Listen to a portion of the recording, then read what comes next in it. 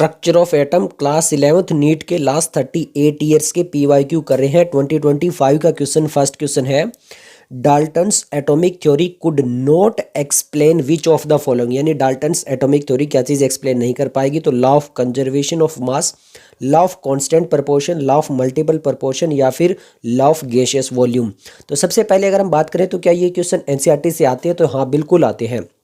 जहाँ पर ये चैप्टर स्टार्ट होता है उसी का एनसीईआरटी का फर्स्ट पेज अगर आप देखोगे तो यहाँ पर साफ साफ लिखा हुआ है, देखो, Dalton's atomic theory was able to explain, कौन सा है, the law of conservation of mass, law of constant composition and law of multiple proportion very successfully, यानी इन तीनों चीज़ों को एक्सप्लेन कर पाती है। तो यहाँ पर ये एनसीईआरटी की ही लाइन यहाँ पर साफ साफ लिखी हुई है। तो किस चीज़ को, लॉ ऑफ कंजर्वेशन ऑफ मास को, कांस्टेंट और मल्टीपल प्रोपोर्शन को, इनको भी एक्सप्लेन कर पाती है। तो लॉ ऑफ गैसियस वॉल्यूम जो इसको एक्सप्लेन नहीं करती है। तो यहाँ पर आंसर क्या बनेगा, आंसर बनेगा ऑप्शन 4 जो कि एनसीईआरटी में साफ साफ लिखा हुआ है उसके अकॉर्डिंग। ये यहाँ पर साफ साफ मैंने जो आंसर बता दिया है। ओके, नेक्स्ट हमारा क्वेश्चन जो है वो है नीट 2025 का ही क्वेश्चन नंबर 2 है। क्वेश्चन पूछा गया है, energy and radius of the first Bohr orbit of helium plus and lithium plus 2 are. यहाँ पर हमें सामने दो चीज़ें पूछी गई, एक तो एनर्जी और एक रेडियस, और ये एनर्जी रेडियस भी किसके पूछे गए, एक हीलियम के पूछे गए और लिथियम के पूछे गए। अब यहाँ पे ध्यान से देखो, सबसे पहले यहाँ पे इन्होंने एनर्जी दी है लिथियम की और रेडियस दिया गया है, फिर एनर्जी हीलियम की और रेडियस दिया गया है। ये पहला ऑप्शन, एक ऑप्शन ये कंप्लीट होता है। सेकंड ऑप्शन में भी वही है, एनर्जी लिथियम की दी गई है, रेडियस दिया गया है, फिर एनर्जी हीलियम की और फिर यहाँ पे ये, तो यहाँ पे ये वोल जो आपको दिखाई दे रहा होगा डाटा, ये चीज़ इंपॉर्टेंट है। पहले इन्होंने जो लिथियम वाला है ये यहाँ पर जो है वो हीलियम में दे दिया, हीलियम वाला लिथियम में दे दिया, मतलब ये वैल्यूज़ जो है ये दी गई है। उसके बाद में अगर हम बात करें यहाँ पर, तो यहाँ पर फिर थर्ड ऑप्शन में भी इसी टाइप से जो वो डाटा दिया गया। तो हमें ये डाटा निकालने के लिए सबसे पहले क्या करना पड़ेगा, सॉल्यूशन करना पड़ेगा। और इस क्वेश्चन के अंदर एक और इंपॉर्टेंट चीज़ दी गई है, RH हमें यहाँ पर दे दिया गया है और हमारे पास में A नोट जो है वो भी हमारे पास में पिकोमीटर के अंदर दे दिया गया है। तो अब ये यहाँ पर फॉर्मूला कहाँ पर लिखा गया एनसीईआरटी में, तो आपका एग्जाम्पल 2.11, अगर ये वाला एग्जाम्पल आप कर पाते हो तो ये वाला क्वेश्चन भी आपका हो जाता है, मतलब एग्जाम्पल से ही आया हुआ है, बस थोड़े बहुत वैल्यू चेंज है। क्या है, देखो, calculate the energy associated with the first orbit of helium plus. तो हीलियम प्लस जो है उसका जो फर्स्ट ऑर्बिट है वहां पर तो हमसे एनर्जी और रेडियस डायरेक्टली ही यहां पर पूछ लिया गया है। और यहां पर ये फॉर्मूला एनर्जी का क्या लिखा हुआ है, देखो 2.18 इंटू 10 की पावर माइनस 18 जूल। तो 2.18 इंटू 10 की पावर माइनस 18 जूल वाला जो है ये यहाँ पे RH वही जो चीज़ सेम जो है वो यहाँ पर हमारे पास में दिया हुआ था। ये चीज़ क्लियर हो गई। और ये A नोट दिया गया, ये मैं आप बताऊंगा, ये फॉर्मूला में एज इट इज होता है, मतलब ये एनसीईआरटी के अंदर फॉर्मूला यही रहा। देखो ये रहा 0.059 नैनोमीटर। तो यहाँ पर मेन क्या चीज़ है, जेड स्क्वायर अपॉन में एन स्क्वायर और यहाँ पर एन स्क्वायर अपॉन में जेड, बस ये चीज़ हमें देखनी होती है। तो हम जब एनर्जी निकालते हैं फर्स्ट की तो वो आती है -8.72 इंटू 10 की पावर में 18, और रेडियस जो आ रहा है वो हमारा नैनोमीटर के अंदर इन्होंने निकाल कर दिया है। ये चीज़ क्लियर हो चुकी होगी। तो अगर आप एग्जांपल कर पाते हो तो इसी टाइप से पहले हीलियम का जो है वो एज इट इज़ हमारे पास में निकला हुआ है, बस हमें लिथियम का निकालना है। इसके अलावा अगर यहाँ पर ये देखोगे तो फॉर्मूला यही वाला है जो मैंने आपको बताया था, ये इसको RH बोलते हैं और ये जो 52.9 है इसको A नोट बोलते हैं। मेन हमारा फॉर्मूला जेड स्क्वायर अपॉन में एन स्क्वायर और एन स्क्वायर अपॉन में जेड, ये रेडियस वाला ये भी एनसीईआरटी में दिया हुआ है, मतलब यही फॉर्मूला लगाना है। इसका एग्जांपल भी आ चुका है। तो अब हम यहाँ पे सोल्व करते हैं। तो सिंपल है, देखो, एनर्जी के लिए फॉर्मूला दे दिया गया, रेडियस के लिए फॉर्मूला दे दिया गया, हीलियम के लिए हमने निकाला ही था। और अगर हमने यहाँ पर ये जो हीलियम के लिए रेडियस निकाला था वो तो हमने नैनोमीटर में निकाल दिया था, अगर उसको पिकोमीटर में कन्वर्ट करेंगे तो वो 26.45 आता है। फिर उसके बाद में हम लिथियम के लिए लगाते हैं, सेम वही फॉर्मूला लगाएंगे तो 19.62 इंटू 10 के पावर माइनस 18 आएगा, और रेडियस के जो है उसके लिए 17.63 पिकोमीटर आएगा। मतलब यही है एनसीईआरटी वाला दिया हुआ है, उसी को लगाना है, उसी को सोल्व कर लेना है, तो हमारे पास में जो है वो आंसर आ जाएगा। सिंपल है। हमारे पास में जो हीलियम था उसके लिए यही आया था, और हमारे पास में जो नैनोमीटर में निकल चुका था उसको पिकोमीटर में करेंगे तो यही कन्वर्ट हो जाएगा, और हमारी जो वैल्यू थी वो ये वाली आई निकल कर। तो यहाँ पे आंसर क्या आ जाएगा, आंसर आ जाएगा ऑप्शन फर्स्ट। तो एनसीईआरटी इसीलिए इंपॉर्टेंट हो जाती है। ओके, नेक्स्ट हमारा क्वेश्चन नंबर जो वो थर्ड है। क्वेश्चन नंबर थर्ड में क्या बोला गया है, the ratio of the wavelength of the light absorb by hydrogen atom when it undergo N2 से जब 3 में जाता है तो कितनी एब्जॉर्ब करेगा, N4 से लेकर N6 में ट्रांजिशन में जाता है, तो यहाँ पे रिस्पेक्टिवली उनका रेशियो बताना है। यहाँ पे देखो तो रेशियो बताना है, द रेशियो ऑफ वेवलेंथ। तो पहले हम 2 से 3 निकाल लेंगे और फिर 4 to 6 निकाल लेंगे, फिर उनको अपॉन में कर लेंगे तो हमारे पास में रेशियो निकल कर आ जाएगा। अब क्या इस टाइप का जो है वो क्वेश्चन दिया हुआ है? तो बिल्कुल दिया हुआ है। यहाँ पर देखो अगर ये वाला क्वेश्चन करते हैं तो हमारे पास में जो है ये वाला भी कर लेंगे, बस दोनों के अलग अलग निकाल के और फिर हमें क्या करना पड़ेगा, उनका रेशियो ही निकालना पड़ेगा बस। What is the wavelength of light emitted when the electron hydrogen atom undergo transition from energy level N4 to energy level N2 में? मतलब N4 से जब N2 में जा रहा है तो यहाँ पे हमसे वेवलेंथ ऑफ लाइट पूछा है, वही सेम क्वेश्चन है, उसी टाइप का क्वेश्चन है। यहाँ पे भी वेवलेंथ पूछ लिया रेशियो का, ये चीज़ क्लियर। अगर ये वेवलेंथ निकाल पाते हैं N4 से N2 में तो वो भी हम निकाल पाएंगे। इसी टाइप से एनसीईआरटी में ये पूरा दिया हुआ है कि वेवलेंथ वाला फॉर्मूला कैसे लगेगा। तो यहाँ पे इनिशियल माइनस फाइल में ये वाला पूरा फॉर्मूला लगेगा, E naught is equal to R H 1 upon में N1 का स्क्वायर माइनस में 1 अपॉन में N फाइनल जो उसका सोल स्क्वायर, ये वाला फॉर्मूला लगेगा। और वेवलेंथ लगाने के लिए पूरा यहाँ पे जो वो डिटेल दी गई है एनसीईआरटी के अंदर, यही सारा लगेगा। मतलब ये जो फॉर्मूला हमारे पहला रेडियस और एनर्जी वाला था, इसी के साइड में एनसीईआरटी में दिया हुआ है। तो यही फॉर्मूला लगेगा और यही फॉर्मूला लगा के हमें सोल्व करना है। तो सिंपल है, देख लो यहाँ पर हमारे पास में क्या था, वही R H is equal to 1 upon में N स्क्वायर माइनस में 1 अपॉन में N2 स्क्वायर। बस ये फॉर्मूला इतना याद रख लो, वही वाला फॉर्मूला है। बाकी इसको सारे को करोगे सोल्व तो वही आएगा निकल के। तो यहाँ पर पहले कितना था, 2 और 3 था। ध्यान से देखो, मैं आपको दिखा देता हूँ, ज़्यादा कन्फ्यूज़ होने वाली बात नहीं। ये देखो 2 to 3 जा रहा था, तो 1 अपॉन में 2 का स्क्वायर करोगे कितना आ जाएगा, 4 आ जाएगा, और 3 का करोगे तो कितना आ जाएगा, 9 आ जाएगा। तो वही तो किया गया है, यही वाला फॉर्मूला लगाया गया है, ये वाला मैंने जो आपको बताया था इसी टाइप से लगाया गया है। और वही है देखो 1 अपॉन में 4 माइनस में 1 9 करेंगे तो ये हमारे इसको सोल्व करेंगे तो 5/16 आ जाएगा। ये तो 5/16 R H is equal to energy आ रहा है। फिर हम इसको लैम्डा निकाल लेंगे तो आर एच सी अपॉन में आर एच इंटू 36/5 आ जाएगा। उसके बाद में क्या करेंगे, अब 6 to 4 है तो 6 to 4 वापस वही करेंगे। 6 to 4 क्या होगा हमारे पास में, 6 to 4 होगा तो 6 इंटू 6 36 आएगा, और 4 इंटू 16 आएगा। तो 1/36 माइनस में 1/16 करेंगे, वही सोल्व करेंगे पूरा, और फिर वो हमारी वैल्यू निकल कर आ जाएगी। उसको हम अपॉन में रख देंगे, तो यही जो सेम है R H H C upon में R H, H C upon में आर एच, सारा कट जाएगा। बस जो वैल्यू बची है ना, ये सिंपल उसको अपॉन में हम जो वैल्यू करेंगे तो यहाँ पे हमारा जो रेशियो निकल कर आएगा वो आएगा 1/4। ज़्यादा कंफ्यूज होने वाली टेंशन नहीं है। एच सी अपॉन में आर एच और एच सी अपॉन में आर एच, ये थोड़ा सा कंफ्यूज करने के लिए यहाँ पे पूरा डिटेल में सॉल्यूशन कर रखा है, इसीलिए। बाकी वो कुछ नहीं है, सिंपल ये वाला फॉर्मूला लगेगा, क्योंकि एच सी अपॉन में आर एच जो है वो तो सबका सेम ही रहेगा। बस ये वैल्यू जो है वो हमें अब सही से लिख लेनी है। ये चीज़ क्लियर हो चुकी होगी। तो यहाँ से हमारा आंसर क्या आएगा, 1/4 निकल कर आएगा। तो 1/4 निकल कर आएगा तो हमारा आंसर क्या आ जाएगा, आंसर आ जाएगा हमारे पास में ऑप्शन 4। क्लियर हो चुका होगा आपका। यहाँ पे 2025 में 3 क्वेश्चन आए हैं, और तीनों हमने जो वो एनसीईआरटी से भी दिखा दिए, जो कि एक्सरसाइज और एग्जाम पर काफ़ी इंपॉर्टेंट हो जाते हैं। ओके, अब हमारे पास में जो क्वेश्चन है वो है 2024 का। क्वेश्चन नंबर 2024 में पूछा गया, the energy of an electron in the ground state जो है वो हमारे पास में फॉर हीलियम जो है वो -x जूल है। Then that of an electron in N2 state of Be+3 ion in the joule. अब ये भी बिल्कुल आसान है, जो एनर्जी वाला अभी हमने फॉर्मूला लगाया था वही सेम फॉर्मूला यहाँ पर लगेगा। तो ये वाला फॉर्मूला जब हम हीलियम के लिए लगाते हैं तो वही रेशियो निकालना है। जैसे पहले हमने क्वेश्चन में 2025 वाले में रेशियो पूछा था ना, उसी टाइप से हमारे पास में रेशियो पूछा गया, और कुछ भी नहीं है इसमें, कुछ भी नहीं है। यही वाला फॉर्मूला लगेगा एनर्जी वाला, ये तो सेम ही रहेगा। जेड स्क्वायर अपॉन में एन स्क्वायर कर लेंगे। यहाँ पर ये जो वैल्यू 1 अपॉन में जो भी रख रहे हैं तो उसकी जो वैल्यू निकल कर आ रही है वो एक्स निकल के आ रही है। फिर जो बेरिलियम है उसके लिए सोल्व कर लेंगे और उसको अपॉन में करके देख लेंगे। सिंपल है, देखो सिंपल, देखो ये रहा। आर एस तो सेम ही रहेगा, जेड स्क्वायर अपॉन में एन स्क्वायर, एन हमारा कितना है 1 है, और जेड हमारा कितना है 2 है। तो ये कितना आ रहा है 4h आ रहा है। अब इसको भी सोल्व कर लेते हैं। अब यहाँ पर हमारे पास में एन कितना हो गया, बेरिलियम +3 के लिए जो एन है वो कितना हो गया 2 हो गया। तो 2 का स्क्वायर कितना हो जाएगा 4, और यहाँ पर जो हमारे पास में जेड की वैल्यू वो कितनी है 4 है। तो यहाँ पे 4 इंटू स्क्वायर हो जाएगा, 4 का स्क्वायर होगा तो कितना हो जाएगा 16, और इंटू 2 इंटू 2 4, तो वही वापस 4h आ रहा है। मतलब इसमें भी 4h आ रहा है, इसमें भी 4h आ रहा है। तो जो हमारा 4h कैंसिल हो जाएगा, तो जो इसकी वैल्यू आ रही थी वही सेम इसकी वैल्यू आएगी। तो बस इतना ही है। तो इसकी वैल्यू हमारी कितनी है -x जूल है। तो हमारा बेरिलियम +3 के लिए जो निकाला था वो भी हमारा उतना ही निकल कर आएगा -x जूल। तो हमारा आंसर आ जाएगा ऑप्शन फर्स्ट। ज़्यादा कंफ्यूज होने वाली बात यहाँ पर थी नहीं, बस यही फॉर्मूला लगाना था। पहले हमने जब हाइड्रोजन के लिए लगा रहे थे, हीलियम के लिए लगा रहे थे, तो हमारे पास में जो है वो एक्स निकल कर आ रहा है, और उसी को जब बेरिलियम +3 के लिए कर देते हैं तो अभी वो 4h निकल कर आ रहा है। तो बस वही है, उसको अपॉन में कर देंगे तो वो हमारा आंसर जो वो निकल कर आ जाएगा। ओके, नेक्स्ट हमारे सामने क्वेश्चन नंबर जो है वो नीट का 2024 है। क्वांटम नंबर दिए गए और इन्फॉर्मेशन प्रोवाइडेड। क्वांटम नंबर हमारे पास में ml, ms, l और n दिया गया है और हमसे पूछा है क्या होगा, shape of orbital, size of orbital, orientation of orbital या फिर orientation of spin off electron. तो सिंपल है, सबसे पहले एनसीईआरटी में देखते हैं। तो एनसीईआरटी के अंदर आपको ये टेबल पूरी दिखाई दे रही होगी, यहाँ पे अलग अलग क्वांटम नंबर दिए गए हैं।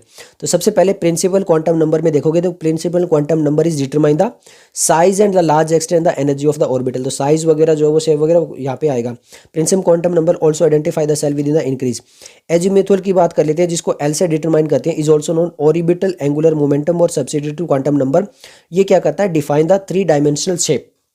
एक साइज को डिफाइन कर रहा है, एक शेप को डिफाइन कर रहा है। और अगर मैग्नेटिक की बात करें तो यहाँ पर भी लिखा है the spatial orientation of the orbit with respect to standard of the coordination for any subshell. तो यहाँ पे ओरिएंटेशन वगैरह जो वो सारा बताइए, एनसीईआरटी में साफ साफ लिखा हुआ है। तो यहाँ पर अगर हम देखेंगे सबसे पहले हम बात कर लेते हैं एमएल।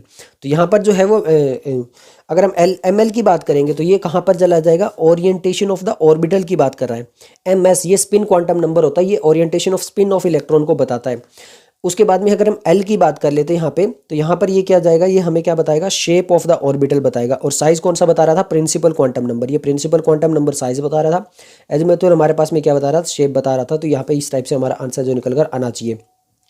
तो ए थर्ड के साथ जा रहा है, ए थर्ड के साथ में हमारे पास में 2 ही ऑप्शन है यहाँ पर। फिर बी जो है वो फोर्थ के साथ जा रहा है, बी फोर्थ के साथ, इन दोनों ही ऑप्शन में बी जा रहा है। फिर सी जो है वो हमारा फर्स्ट के साथ जा रहा है, तो सी हमारा फर्स्ट के साथ में जा रहा है यहाँ पर। इसके अलावा अगर हमें केवल सी पता है जो शेप ऑफ ऑर्बिटल बता रहा है, तो एक ही ऑप्शन ऐसा है जहाँ पर सी फर्स्ट के साथ जा रहा हो और डी सेकंड के साथ जा रहा है, ऐसा भी केवल एक ही ऑप्शन है जहाँ पे डी सेकंड के साथ जा रहा है। तो आंसर आ जाएगा ऑप्शन 2। क्लियर हो चुका होगा, ओके। नेक्स्ट यहाँ पर ये मैंने आपको एनसीईआरटी से बता दिया कि यहाँ पे मैग्नेटिक क्वांटम नंबर जो एमएल को जिसको कहते हैं वो ओरिएंटेशन बताता है, स्पिन क्वांटम नंबर जो ओरिएंटेशन ऑफ स्पिन बताता है, एजीमुथुअल यहाँ पे shape of orbital, principal quantum number जो ये बताता है। ओके, नेक्स्ट हम बात कर लेते हैं नीट 2024 में जो दोबारा से एग्जाम हुआ था उसका क्वेश्चन पूछा गया है। यहाँ पर क्या क्वेश्चन पूछा गया है, the quantum number of 4 electron are given below, the correct decreasing order of energy of these electron. तो एनर्जी बताना है डिक्रीजिंग ऑर्डर के अंदर, मतलब सबसे ज़्यादा, फिर उससे कम, फिर उससे कम, फिर उससे कम, इस टाइप से बताना है। सिंपल सा है, यहाँ पे n+l रूल रखता है। एनर्जी के अंदर क्या लगेगा, n+l रूल लगेगा। तो n+l क्या है, ये वाले 2, ये इतने इंपॉर्टेंट हमारे पास में, इनको ऐड करते जाएंगे। अगर दोनों की वैल्यू सेम आती है तो यहाँ पे जिसकी n की वैल्यू ज़्यादा होगी वो यहाँ पर उसकी एनर्जी भी है वो भी ज़्यादा होगी। तो 4+2 कितना हो जाएगा हमारे पास में, 6 हो जाएगा। और अगर हम बात करें 3+2 कितना होता है, 5 होता है। 4+1 भी कितना होता है, 5 होता है। और 3 कितना होता है, 4 होता है। तो सबसे कम यहाँ पर ये हो जाएगी। उसके बाद में किसकी होगी यहाँ पे, क्योंकि n की वैल्यू कम है तो यहाँ पे 2 आएगा, ठीक है। और सबसे ज़्यादा किसकी होगी, फर्स्ट की होगी। तो सबसे ज़्यादा फर्स्ट की होगी, ये रहा यहाँ पर लिखा हुआ है। उसके बाद में किसकी होगी, सबसे कम किसकी होगी, सबसे कम फोर्थ में, यहाँ पर ये लिखा ही हुआ है। अगर यहाँ पर हम बात कर लें इनमें से सेकंड जो है, क्योंकि n की वैल्यू कम है तो उसकी एनर्जी जो वो कम होगी और 3 जो उसकी ज़्यादा होगी, तो यहाँ पे ऑप्शन 2 ऐसा निकल कर आता है। अब ये एनसीईआरटी में कहाँ पर दिया हुआ है, सबसे पहले देखो एक्सरसाइज का क्वेश्चन नंबर 2.62। एक्सरसाइज का क्वेश्चन नंबर अगर हम 2.62 कर लेते हैं तो हमारा आंसर निकल कर आ जाएगा, the quantum number of 6 electron are given below, arrange them in order of increasing energy. वही है, इंक्रीजिंग एनर्जी के अकॉर्डिंग हमें इन्हें जचाना है। तो ये क्वेश्चन कर लिया तो हमारा एनसीईआरटी में से आंसर आ जाएगा। नेक्स्ट हम देखो यहाँ पर एनसीईआरटी में लिखा भी गया है, देखो the lower of the value of n+l for any orbital the lower it's energy, if 2 orbital have same value of n+l the orbit with the lower value of the n will have the lower energy. ये भी यहाँ पे साफ साफ लिखा गया, तो हमारा एनसीईआरटी से जो है वो आंसर निकल कर आ जाता है। ये मैंने पूरा आंसर आपको बता दिया, ये 655 निकल कर आया था और यहाँ पर 4 आया था, तो यहाँ पर इसके अकॉर्डिंग जो वैल्यू है वो यहाँ पे आ जाएगी। नेक्स्ट हमारा क्वेश्चन जो वो नीट 2023 का है। नीट 2023 में the correct statement from the following, atom of all element are compound of 2 fundamental unit. Fundamental 3 होते हैं, तो यहाँ पर ये इलेक्ट्रॉन, प्रोटॉन और न्यूट्रॉन 3 होते हैं, इन्होंने बोला 2 होता है, तो ये गलत हो जाएगा। हमें करेक्ट ही बतानी है। The mass of the electron is, यहाँ पर ये बिल्कुल करेक्ट है। All the isotope of a given element show same chemical properties, बिल्कुल सही है।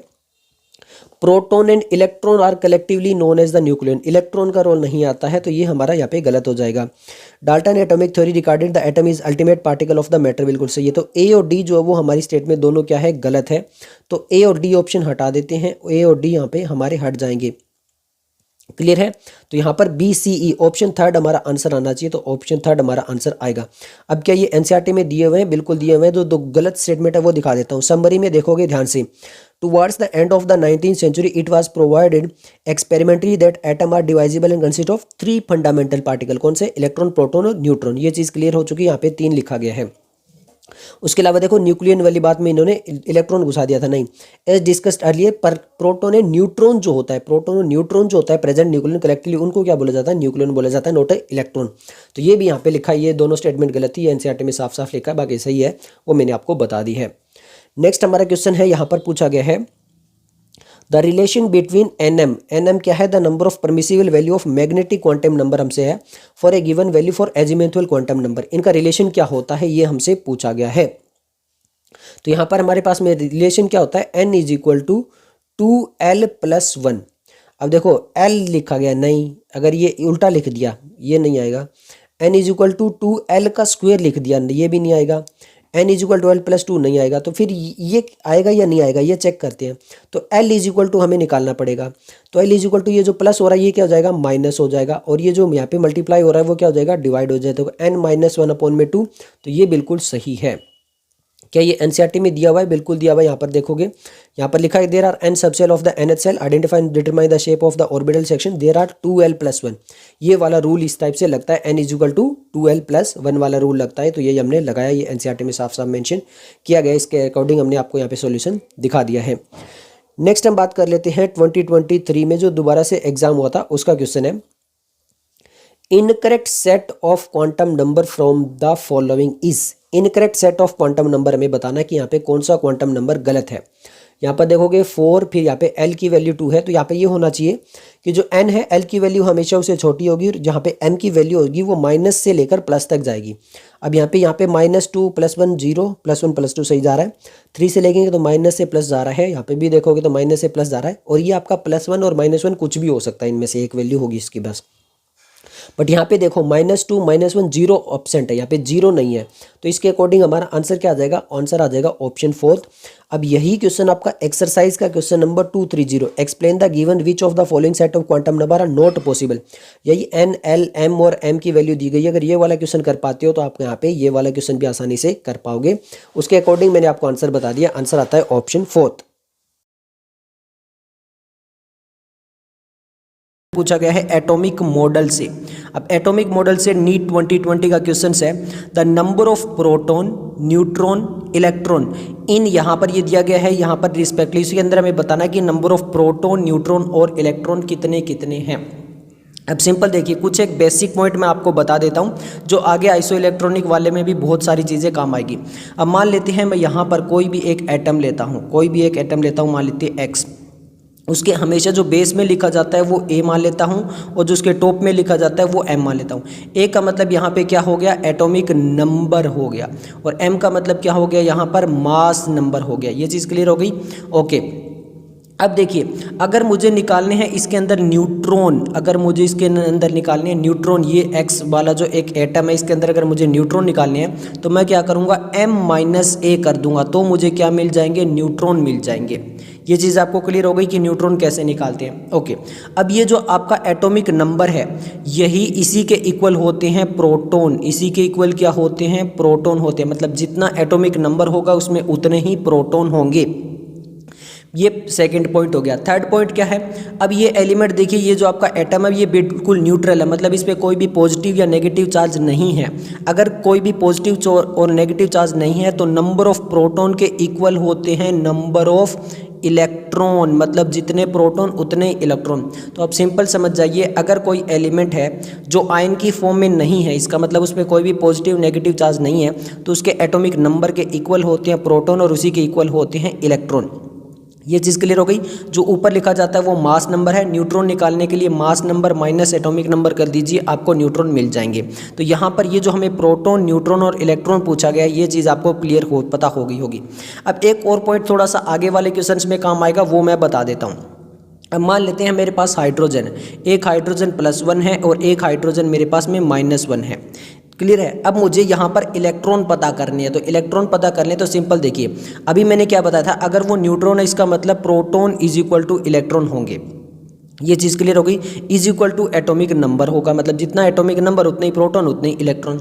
अब देखिए हाइड्रोजन में अगर +1 आ गया, +1 का मतलब क्या है कि यहाँ पे प्रोटॉन ज़्यादा हो गया, पॉजिटिव चार्ज। प्रोटॉन हमेशा क्या दिखाएगा, पॉजिटिव चार्ज, और इलेक्ट्रॉन हमेशा क्या दिखाएगा, नेगेटिव चार्ज दिखाएगा। अगर यहाँ पे +1 आ गया है तो हमें सिंपल क्या करना है, अगर इसमें इलेक्ट्रॉन निकालने, देखिए ज़्यादातर प्रोटॉन पूछता ही नहीं है, इलेक्ट्रॉन पूछता है, क्लियर है। तो अगर हमें इलेक्ट्रॉन निकालने तो हमें क्या करना पड़ेगा, जितना एटॉमिक नंबर है, जितना एटॉमिक नंबर है उसमें अगर पॉजिटिव चार्ज है तो हम माइनस कर देंगे, मतलब -1, तो उसमें इलेक्ट्रॉन निकल के आएंगे। जैसे हाइड्रोजन का एटॉमिक नंबर होता है 1, अब यहाँ पे पॉजिटिव चार्ज है +1, तो यहाँ पे -1 तो 0। यहाँ पे इलेक्ट्रॉन पूछेंगे तो कितने हो गए, 0 हो गए। इलेक्ट्रॉन निकालने का तरीका बताए, मतलब उसका रिवर्स करना होता है। अगर पॉजिटिव चार्ज है तो हम माइनस कर देते हैं एटॉमिक नंबर में से, और नेगेटिव चार्ज है तो हम प्लस कर देते हैं। अब जैसे यहाँ पे इलेक्ट्रॉन अगर हमसे पूछेगा तो हम सिंपल क्या करेंगे, जो एटॉमिक नंबर है, एटॉमिक नंबर है, अब नेगेटिव चार्ज है तो उसमें प्लस कर देंगे। प्लस कितना चार्ज करेंगे, +1 है तो +1 कर देंगे। एटॉमिक नंबर कितना होता है 1, 1 + 1 = 2। इसका मतलब यहाँ पे इस हाइड्रोजन के पास में जो इलेक्ट्रॉन है वो कितने हैं, 2 है। ये चीज़ आपको क्लियर पता हो गई होगी। अगर यहाँ पे चार्ज आ जाएगा तो किस टाइप से करना होगा, मतलब रिवर्स कर दीजिए। अगर पॉजिटिव चार्ज है तो एटॉमिक नंबर में से घटा दीजिए, अगर नेगेटिव चार्ज है तो एटॉमिक नंबर में प्लस कर दीजिए, वो इलेक्ट्रॉन बता देता है। ये भी आगे के क्वेश्चंस में काम आएगा, इसलिए मैंने आपको बेसिक यहीं से बता दिया है जो आगे के क्वेश्चन में काम आएगा। अब देखिए यहाँ पर क्या पूछा गया, नंबर ऑफ प्रोटॉन पूछा गया, न्यूट्रॉन पूछा गया और इलेक्ट्रॉन पूछा गया। नंबर ऑफ प्रोटॉन, इसके नंबर ऑफ जो हमारे पास में, ये पहले तो देख लेते हैं, ये जो हमारे पास में एटम है ये इस पर कोई भी आयन नहीं है, मतलब कोई भी पॉजिटिव या कोई भी नेगेटिव चार्ज नहीं है। तो सबसे पहले मैंने आपको बताया था number of proton is equal to atomic number, 71 इसका एटॉमिक नंबर, इसका मतलब प्रोटॉन कितने हो गए 71। इलेक्ट्रॉन कोई भी चार्ज नहीं है तो उसी के अकॉर्डिंग इलेक्ट्रॉन 71। अब यहाँ पर 71 है, ये 104 हो गया, ये तो यहाँ पे तो दोनों ऑप्शन ही हट गए। अब न्यूट्रॉन निकालने के लिए मैंने क्या बताया था, यहाँ पे mass number minus atomic number. Mass number कितना है आपके पास में 175, इसमें से क्या कर दीजिए 71 को माइनस कर दीजिए, तो हमारे पास में 104 जो है वो निकल कर आ जाएगा नंबर ऑफ न्यूट्रॉन। तो यहाँ पर न्यूट्रॉन कितने हो गए 104 हो गए, तो हमारा आंसर क्या बन गया, ऑप्शन ए बन गया। क्लियर है, ओके। अब हम चलते हैं सेकंड क्वेश्चन में। सेकंड क्वेश्चन में देखिए क्या पूछा गया, Be+2, इसीलिए मैंने आपको जो है वो ये कंसेप्ट बता दिया था, इज आइसो इलेक्ट्रॉनिक। अब आइसो का मतलब होता है सेम, आइसो का मतलब क्या होता है, सेम। यहाँ पे देखिए 2-3 चीज़ आती है, एक आइसोटोप होता है, एक आइसोबार होता है, एक आइसो इलेक्ट्रॉनिक होता है। आइसोटोप में क्या होता है, जो एटॉमिक नंबर होते हैं वो सेम रहते हैं, बट मास नंबर उनके डिफरेंस होते जाते हैं, मतलब जो बेस वाली चीज़ है वो सेम रहती है, ऊपर वाली चीज़ें चेंज होती रहती है। आइसोबार में क्या होता है, मास नंबर सेम रहते हैं, एटॉमिक नंबर डिफरेंस होते रहते हैं। बट हमसे आइसो इलेक्ट्रॉनिक के ही ज़्यादा क्वेश्चन पूछे गए, आइसोटोप आइसोबार से क्वेश्चन नहीं पूछे गए। आइसो इलेक्ट्रॉनिक, आइसो का मतलब क्या होगा, number of electron is same, iso mean same, same number of electron. Which of the following has ion, तो Be+2, पहले हमें ये पता होना चाहिए कि Be का जो एटॉमिक नंबर है वो कितना होता है। आपको 20 तक तो सीरीज याद होगी, hydrogen, helium, lithium, beryllium. Beryllium का जो एटॉमिक नंबर होता है वो होता है 4। अब मैंने आपको बताया था अगर यहाँ पर पॉजिटिव है तो इसमें से माइनस करेंगे, नेगेटिव है तो प्लस करेंगे। अब 2+ है तो हम -2 कर देंगे, तो हमें 2 मिल के आएगा। ये नंबर ऑफ इलेक्ट्रॉन इसके अंदर है, किसके अंदर, बेरिलियम +2 के अंदर नंबर ऑफ इलेक्ट्रॉन 2 है। हमें आइसो इलेक्ट्रॉनिक निकालना है, मतलब और किसी में भी 2 इलेक्ट्रॉन है या नहीं है। हाइड्रोजन +1 बोला गया, हाइड्रोजन होता है 1, अब +1 बोला गया है, प्लस का मतलब क्या करेंगे -1, इसके अंदर तो 0 इलेक्ट्रॉन आ गए, 2 नहीं है, इसमें हटा देते हैं। लिथियम देखते हैं, अब हाइड्रोजन, हीलियम, लिथियम, इसके अंदर क्या होता है 3 एटॉमिक नंबर होता है, कितना होता है 3, +1 है यहाँ पे, +1 का मतलब है यहाँ पे इसको क्या कर देंगे माइनस, यहाँ पर भी एटॉमिक नंबर कितना निकल कर आएगा 2, तो मतलब यहाँ पर जो बेरिलियम +2 था उसमें भी इलेक्ट्रॉनिक नंबर 2 है, और जो लिथियम प्लस है उसमें भी हमारे इलेक्ट्रॉनिक नंबर 2 है, तो हमारा आंसर आ जाएगा ऑप्शन बी। अब चीज़ें आपको क्लियर हो चुकी होगी, ओके। नेक्स्ट हम बात करते हैं, यहाँ पर बोला गया आइसो इलेक्ट्रॉनिक स्पीसीज आ रहे हैं, यानी हमें बताना है कि कौन सी आइसो इलेक्ट्रॉनिक है। अब देखिए यहाँ तक तो आपको सीरीज याद ही होगी, hydrogen, helium, lithium, beryllium, boron, carbon, nitrogen, oxygen, fluorine, इस टाइप से। तो यहाँ पर देखिए हमें कार्बन, ऑक्सीजन और नाइट्रोजन, इन तीनों के यहाँ पर रिक्वायर हो रहे हैं, इन तीनों के हमारे पास में एटॉमिक नंबर हमें पता होना चाहिए। जब एटॉमिक नंबर उनको प्लस कर लेंगे और फिर जो चार्ज है उसके हिसाब से प्लस माइनस कर लेंगे, जो भी पॉजिटिव या नेगेटिव चार्ज है। ये चीज़ क्लियर हो गई, ओके। सबसे पहले कार्बन देखते हैं, कार्बन का जो एटॉमिक नंबर होता है वो कितना होता है 6, नाइट्रोजन का कितना होता है 7, ऑक्सीजन का कितना होता है 8। ये चीज़ तो क्लियर हो गई, ओके। सबसे पहले कार्बन ऑक्सीजन में देखते हैं एटॉमिक नंबर कैसे, कोई भी चार्ज नहीं है सबसे पहले, तो यहाँ पे सिंपल सा ये देखिए, तो एटॉमिक नंबर 6 और 8 कर लेते हैं, तो कितना होगा ये टोटल 14, इसका मतलब यहाँ पे इलेक्ट्रॉन कितने हैं 14 है। Cn-1 है, पहले C देख लेते हैं, N देख लेते हैं। 6 और 7 13 हो गए। अब माइनस का 1 है, माइनस का 1 है तो क्या करेंगे, +1 कर देंगे। तो 6 और 6 7 कितने हो गए, 13 + 1, यहाँ पे इसमें भी इलेक्ट्रॉन कितने मिलेंगे, 14 मिलेंगे। अब NO प्लस है, N हम देख लेते हैं कितना और O कितना है, 7 7 14 और यहाँ टोटल हो गया 15। अब +1 प्लस में हम क्या करेंगे, माइनस कर देंगे। अगर प्लस का चार्ज है तो माइनस करते जाएंगे, माइनस का चार्ज है तो प्लस करते जाएंगे, इसका रिवर्स करते जाएंगे। तो प्लस है तो इसमें से एक माइनस कर देंगे, तो ये 15 माइनस यहाँ पर भी कितने हो गए, 14 इलेक्ट्रॉन हो गए। अब कार्बन 2 -2 है, कार्बन कितना होता है 6, तो 6 6 कितने हो गए 12। अब -2 है, इसका मतलब हम इसमें 2 और ऐड कर देंगे तो इलेक्ट्रॉन निकल कर आ जाएंगे। 12 और 2 कितने हो गए, 14 हो गए। इसका मतलब क्या है, सभी के अंदर 14 14 14 इलेक्ट्रॉनिक है, तो हमारा पहले से आंसर बन जाता है 14 इलेक्ट्रॉन। अब आप इसी टाइप से औरों में भी चेक कर सकते हो किसमें ज़्यादा या किसमें कम है। क्लियर है, ओके। नेक्स्ट हम क्वेश्चन नंबर 4 देख लेते हैं। देखिए, the ion that is iso electronic with CO, यानी हमें वो बताना है कि कौन सा आयन यहाँ पे आइसो इलेक्ट्रॉनिक होगा कार्बन के साथ में। अब ये भी हमने वापस किया था, कार्बन में कितने होते हैं 6 और ऑक्सीजन में कितने होते हैं 8, तो यहाँ पर 6 और 6 कितने हो गए, टोटल 14। यानी हमें ये देखना है कि किसमें 14 इलेक्ट्रॉन है। कार्बन नाइट्रोजन नाइट्रोजन फिर से लिख लेते हैं, यहाँ पे यही है, कार्बन नाइट्रोजन ऑक्सीजन, तो नाइट्रोजन फिर लिख लेते हैं 7। तो ये यहाँ पर हमें कार्बन और नाइट्रोजन माइनस, कार्बन में कितने हैं 6, नाइट्रोजन में कितने हैं 7, हमें टोटल कितने चाहिए होंगे 14 चाहिए होंगे। तो 6 6 ये हो गए 13 और माइनस ये है तो यहाँ पे एक और प्लस हो गया। तो इस टाइप से यहाँ पर भी कितने हो गए 14 इलेक्ट्रॉन हो गए। तो वापिस से फोर्थ का आंसर भी क्या आ जाएगा, A आ जाएगा। क्यों, क्योंकि इसमें हमें कितने मिलेंगे 14 इलेक्ट्रॉन मिलेंगे। आप निकाल के देख लेना, यहाँ पे नाइट्रोजन में आपको कितने मिलेंगे 13 मिलेंगे, यहाँ पर आपको ऑक्सीजन में 10 मिलेंगे। क्लियर है, और यहाँ पे जो नाइट्रोजन 2- वाला यहाँ पे आपको 15 मिलेंगे, 14 केवल इसी में, तो आंसर आ जाएगा ऑप्शन ए। नेक्स्ट हम क्वेश्चन नंबर 5 की बात करते हैं। Which one of the following is not iso electronic with O-2। अब ऑक्सीजन का नंबर कितना होता है 8, अब माइनस का साइन है तो +2 कर देंगे, इसका मतलब 10। यहाँ पर हमें जो इलेक्ट्रॉनिक नंबर चाहिए वो 10। अब TL हम इसको एक बार रहने देते हैं, ये होता है कितना थेलियम, और इसका एटॉमिक नंबर कितना होता है 81 होता है। क्लियर है, अगर आपको ये पता है तो ठीक है। यहाँ पे थेलियम का एटॉमिक नंबर कितना होता है 81। अब चार्ज कितना है प्लस है, तो -1 करके हमारे पास जो इलेक्ट्रॉन निकल कर आएंगे 80, बट हमें बात करनी है कि 10, तो 10 इलेक्ट्रॉन नहीं है, यहाँ पे 18 है, तो यहाँ पर हमारा आंसर तो यही बनता है। फिर भी हम सोडियम, अगर ये आपको पता भी नहीं है, ये चीज़ छोड़ देते हैं कि ये आपको पता नहीं है, बट सोडियम, फ्लोरीन और नियन ये तो आपको पता है ना, ये इन चीज़ों का तो आपको पता है। तो फ्लोरीन का एटॉमिक नंबर कितना होता है 9, -1 का मतलब +1 करके यहाँ पे कितने निकल कर आएंगे हमारे पास में 10 इलेक्ट्रॉन। सोडियम को तो आपको पता होना चाहिए कि 11 होता है, या ये भी नहीं पता, तो 11 और यहाँ पे प्लस का साइन है, इसका मतलब माइनस कर देंगे तो इलेक्ट्रॉन कितने निकल कर आएंगे 10। और यहाँ पे इसी टाइप से जो है नाइट्रोजन, नाइट्रोजन कितना था 7, अब -3 है तो इसको प्लस कर देंगे, ये भी कितना निकल कर आएगा 10, मतलब इन सभी में 10 10 10 इलेक्ट्रॉन, इसमें 80 इलेक्ट्रॉन है। तुम्हारा आंसर बनता है A, क्योंकि इन्होंने आइसो इलेक्ट्रॉनिक जो नहीं है वो पूछा है। ये चीज़ क्लियर हो गई, ओके। नेक्स्ट हम क्वेश्चन नंबर जो है वो चलते हैं 6 की तरफ। वो टॉपिक हमारा development leading to the Bohr's model of the atom. Clear है, अब यहाँ पे पूछा गया नीट 2019 में, which of the following series of transition in the spectrum of hydrogen atom falls in visible region. अब देखिए विजिबल रीजन, अब देखिए एनर्जी स्पेक्ट्रम होते हैं, n = 1, फिर n = 2, n = 3, n = 4, इस टाइप से। तो यहाँ पे जो n = 1 होता है वो कौन सी सीरीज होती है, वो होती है लाइमन सीरीज। n = 2 वाली कौन सी होती है, बाल्मर सीरीज होती है। n = 3 वाली कौन सी होती है, पास्चन सीरीज होती है। n = 4 वाली कौन सी होती है, ब्रैकेट होती है। और उसके बाद में एक पी फंड सीरीज भी आती है। हमसे पूछा है विच ऑफ द इस transition spectrum of fall in the visible region. अब ये विजिबल रीजन किस में आएगा, जो आपका n = 1 लाइमन सीरीज जो होती है वो आती है अल्ट्रा वायलेट रीजन के अंदर, और जो बाल्मर होती है वो किसके अंदर आती है, वो आती है विजिबल रीजन के अंदर। तो आंसर आ जाएगा option C, purely NCERT based है ये। उसके बाद में यहाँ पे इंफ्रारेड आ जाती है, नियर इंफ्रारेड, मिड इंफ्रारेड, फार इंफ्रारेड, इस टाइप से क्वेश्चन आता है। तो ये आपको समझ में आ चुका होगा। ओके, नेक्स्ट हम क्वेश्चन नंबर 7 देख लेते हैं। क्वेश्चन नंबर 7 में बोला गया calculate the energy in joule corresponding to the wavelength 15 nanometre हमारे पास में ये दिया हुआ है, और प्लैंक कांस्टेंट दिया, स्पीड ऑफ लाइट दिया है। अब देखिए दो चीज़ें, आपको प्लैंक्स क्वांटम थ्योरी का एक फॉर्मूला पता होना चाहिए। प्लैंक्स क्वांटम थ्योरी का फॉर्मूला क्या है वो बात करते हैं। सबसे पहले प्लैंक्स क्वांटम थ्योरी का फॉर्मूला होता है E = h μ। ये म्यू क्या है, यहाँ पर फ्रीक्वेंसी है। म्यू क्या है, यहाँ पे फ्रीक्वेंसी है। अब म्यू को हम कैसे लिखते हैं, म्यू को लिखते हैं हम, देखिए म्यू को हम लिखते हैं किस टाइप से, c/λ। c क्या है यहाँ पर, c है आपकी स्पीड ऑफ लाइट, और लैम्डा क्या होता है आपका, लैम्डा होता है जो आपकी वेवलेंथ होती है। तो इस टाइप से, तो म्यू की जगह हम सी बाय लेमडा लिख सकते हैं, तो ये हमारा एच सी बाय लेमडा करके भी आता है, मतलब E is equal to H nu लिख सकते हो, या फिर E is equal to H C lambda लिख सकते हो, या फिर स्पीड ऑफ लाइट को म्यू इंटू लेमडा भी कर सकते हो। तो यही फॉर्मूला उसको बार बार घुमाया गया। तो ये आपको फॉर्मूला पता होना चाहिए, इस टाइप से क्वेश्चन पूछे गए हैं तो आपको ये फॉर्मूला आना चाहिए। अब हमसे एनर्जी पूछी गई, क्या पूछी गई? एनर्जी पूछी गई। हमें ये देखना कि E is equal to H nu वाला लगेगा या एच सी बाय लेमडा लगेगा।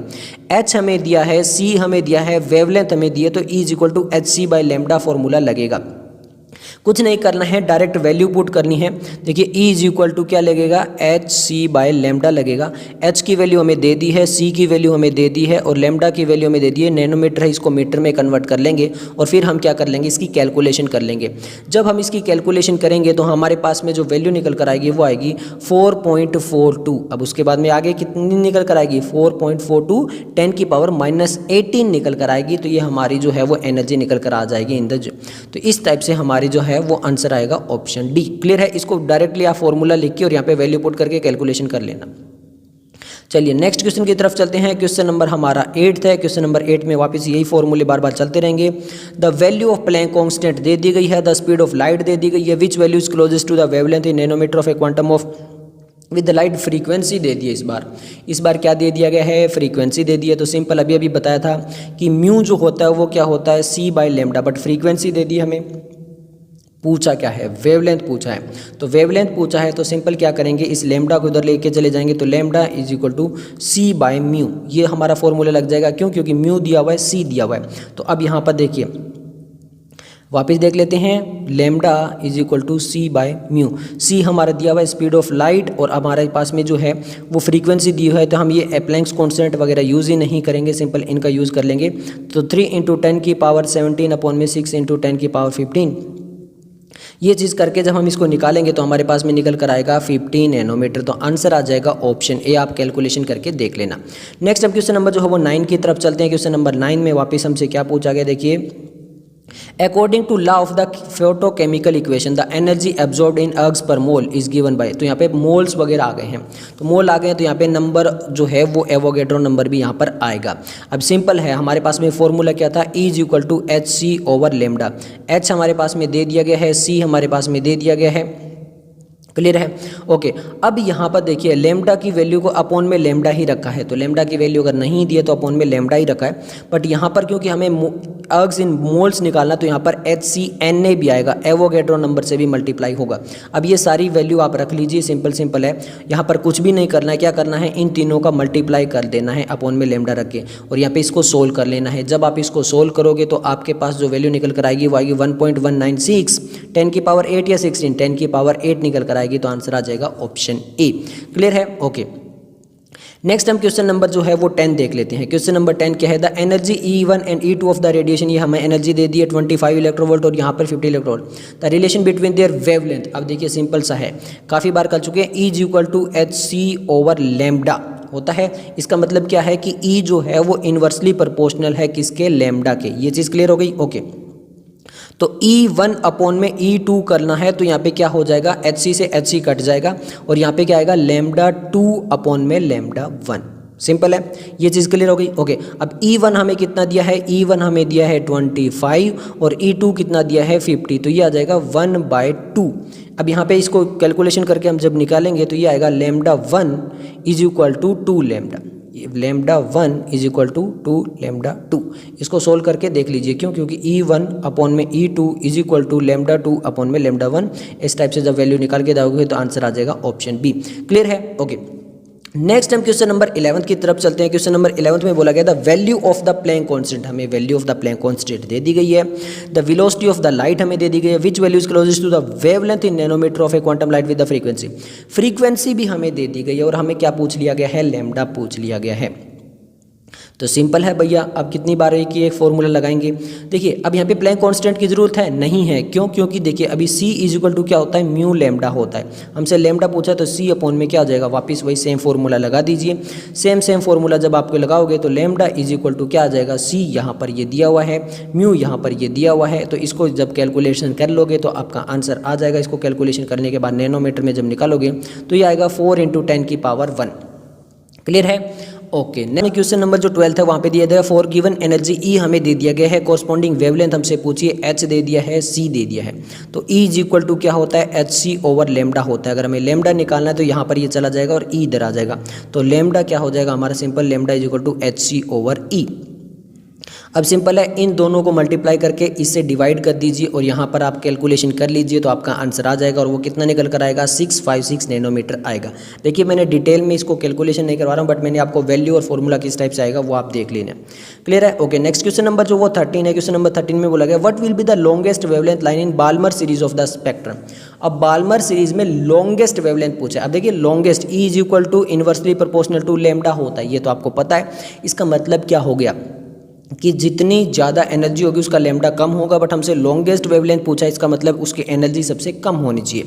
अब सबसे पहले आपको एक फॉर्मूला आना चाहिए। फॉर्मूला क्या है एनर्जी वाला, अगर हमें लेमडा वगैरह इस टाइप से निकालना है तो 1 लेमडा होता है क्या, आर एच जेड स्क्वेयर। अब जेड क्योंकि यहाँ पे हाइड्रोजन होता है, जो पूरा स्पेक्ट्रम चलता है वो हाइड्रोजन स्पेक्ट्रम ही चलता है, इसलिए जेड क्या हो जाता है 1 हो जाता है और 1 का स्क्वायर 1 ही रहता है। तो इस टाइप से हम इसको जो है वो नेग्लेक्ट कर देते हैं। तो यहाँ पर हम क्या लिखते हैं, 1 lambda is equal to R. ये n1 की एनर्जी है, n1 स्क्वायर माइनस n2 का स्क्वायर। अब यहाँ पे n1 और n2 क्या लेना है, ये बहुत इंपॉर्टेंट बात है, हमें लॉन्गेस्ट वेवलेंथ निकालनी है। तो देखिए सबसे पहले बात करते हैं बाल्मर सीरीज। बाल्मर सीरीज के अंदर जो आपका n1 होता है वो n कितना होता है, 2 होता है। बट अगर लॉन्गेस्ट वेवलेंथ निकालनी है यानी सबसे मैक्सिमम कहाँ तक जाएगा, इसे आगे वाली सीरीज तक जाएगा, यानी n2 जो होगा वो इज इक्वल टू 3 हो जाएगा। तो यहाँ पर सिंपल क्या कर लेना, ये r क्या होता है, ये भी अब कईयों का क्वेश्चन आ जाएगा। r होता है आपका रेडबर्ग कॉन्स्टेंट। r क्या होता है, रेडबर्ग कॉन्स्टेंट होता है। r की वैल्यू कितनी होती है, हमसे नैनोमीटर में पूछा गया ना, तो नैनोमीटर में इसकी वैल्यू होती है 1.097 इंटू 10 की पावर -2 नैनोमीटर। अगर मीटर में पूछ ले रेडबर्ग की तो वो होती है 1.097 इंटू 10 की पावर 7 मीटर। ये चीज़ आपको क्लियर होना चाहिए। क्लियर है। ओके, तो यहाँ पर हम सबकी वैल्यू लगा देंगे। 1 लेमडा हमें निकालना है, आर एच जो दिया वो उसकी वैल्यू निकाल लेंगे। n1 कितना था हमारे पास में 2 स्क्वायर माइनस n2 कितना था 3 था, तो यहाँ पर इसका स्क्वायर और इस टाइप से इसको कैलकुलेशन कर लेंगे। ये 1.097 इंटू 10 की पावर -2 रख लेंगे। कंप्लीट कैलकुलेशन कर लेंगे। जब कंप्लीट कैलकुलेशन करेंगे तो हमारे पास में आंसर निकल कर आएगा 656 नैनोमीटर। क्लियर है। तो इसी के साथ में हम नेक्स्ट क्वेश्चन देखते हैं।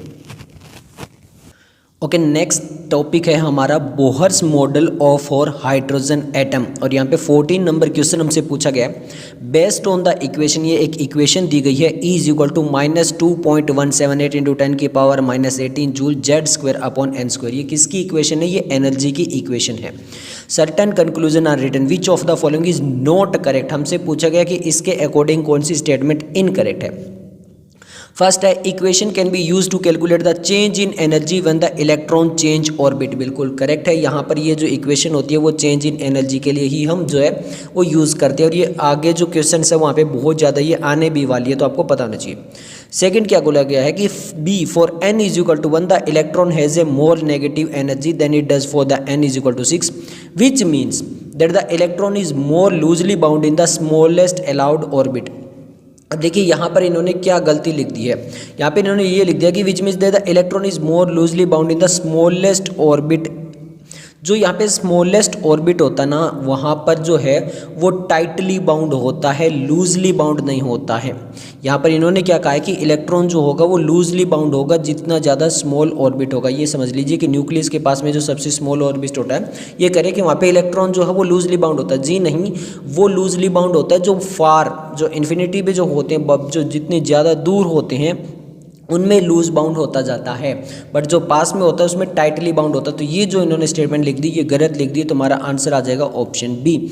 अब आगे की स्टेटमेंट भी हम रीड कर लेते हैं। सी स्टेटमेंट में क्या कहा गया है, द नेगेटिव साइन इक्वेशन, जो इक्वेशन के अंदर यहाँ पे नेगेटिव साइन दिया गया, simply means that the energy of electron bound to the nucleus is lower than it would be the electron were at the infinite distance then from the nucleus. बिल्कुल correct है। Larger the value of N larger is the orbit radius. ये भी बिल्कुल सही है कि जितनी ज़्यादा वैल्यू होती जाएगी, एन की वैल्यू बढ़ती जाएगी, उतना ही ऑर्बिट जो है वो ज़्यादा बड़ा होता जाएगा। क्लियर है। Okay, next time question number जो वो 15 देख लेते हैं। According to the Bohr theory which of the following transition in hydrogen atom will give rise to least energetic photon. अब ध्यान से देखिए यहाँ पर अभी अभी हमने जो है वो ई वाली इक्वेशन देखी है, चेंज इन एनर्जी वाली, और वहाँ पे क्या कर रखा था, जेड अपॉन में एन स्क्वायर। अब यहाँ पे इसका मतलब क्या हो गया, ई जो है वो inversely proportional to N square है।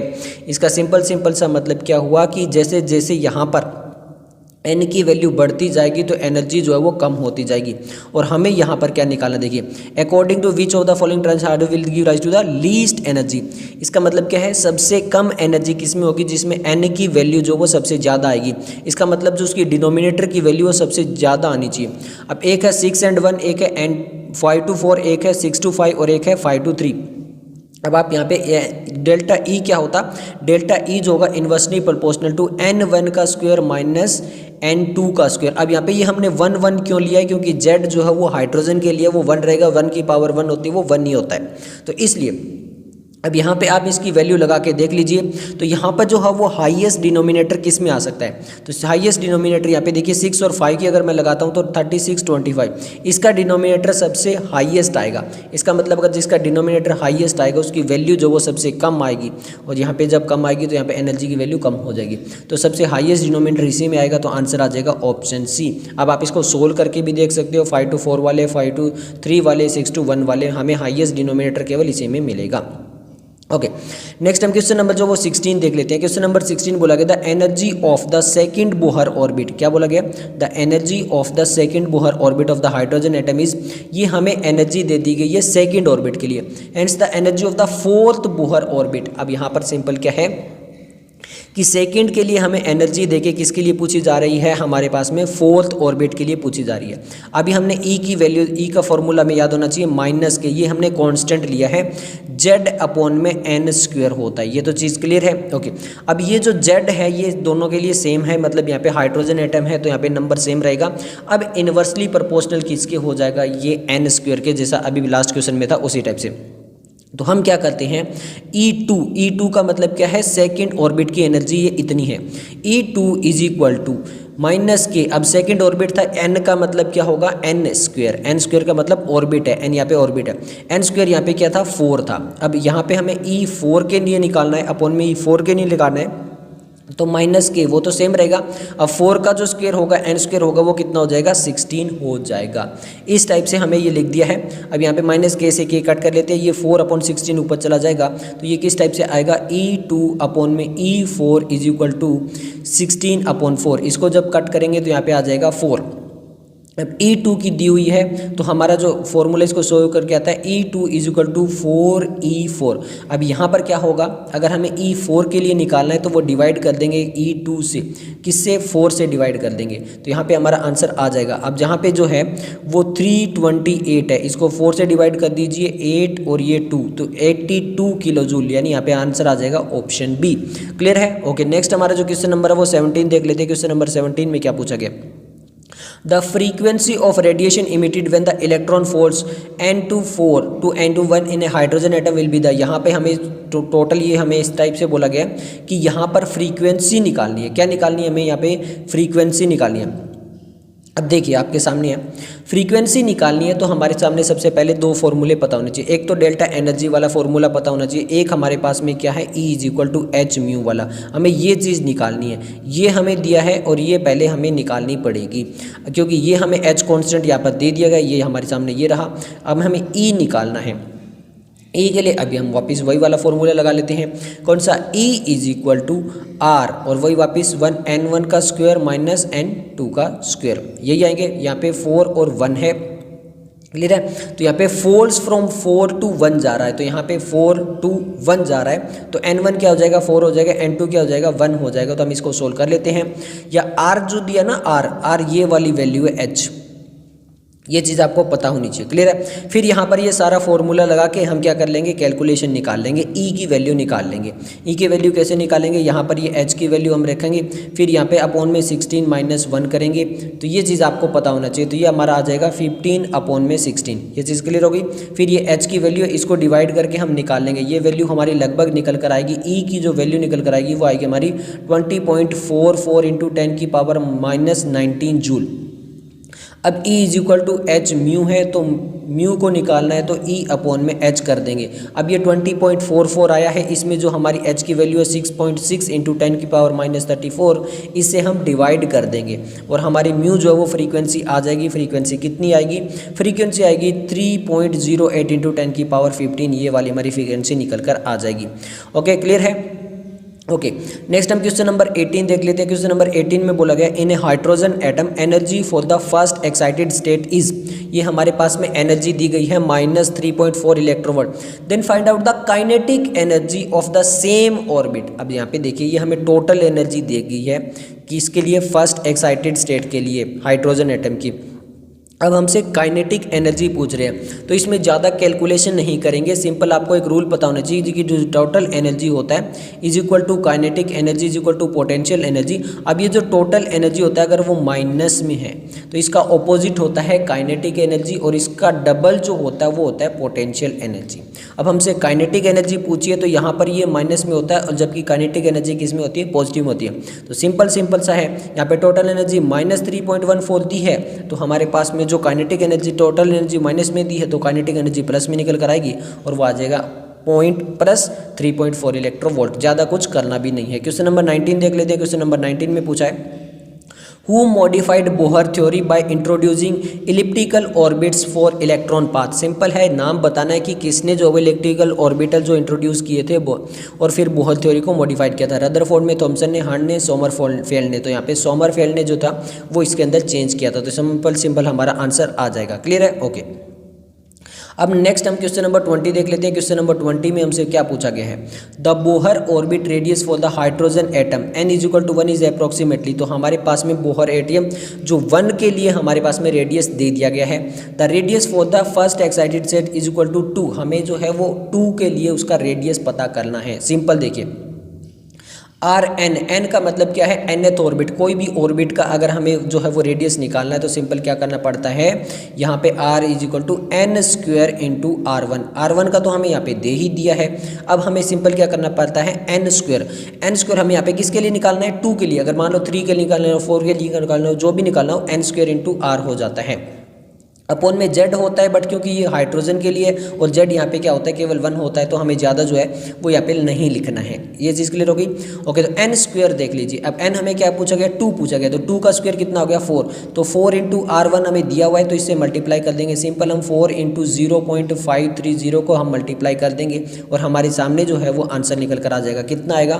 2.12 एंगस्ट्रॉम। क्लियर है? आंसर आ गया ऑप्शन डी। अब नेक्स्ट जो है वो हम देखने वाले हैं कौन सा? Question number 21। अब क्वेश्चन नंबर 21 में क्या पूछा गया? देखिए क्वेश्चन नंबर 21 में वापस वही है, in a Bohr model of atom when electron jumps from. वापस वही है। सबसे पहले यहाँ पे बोला गया कि electron jumps from how much energy will be emitted और एब्जॉर्ब्ड। तो वापस वही हम सब कुछ दे दिया गया है। अब हमें क्या करना है? वापस वही डेल्टा ई वाला फॉर्मूला लगाना है।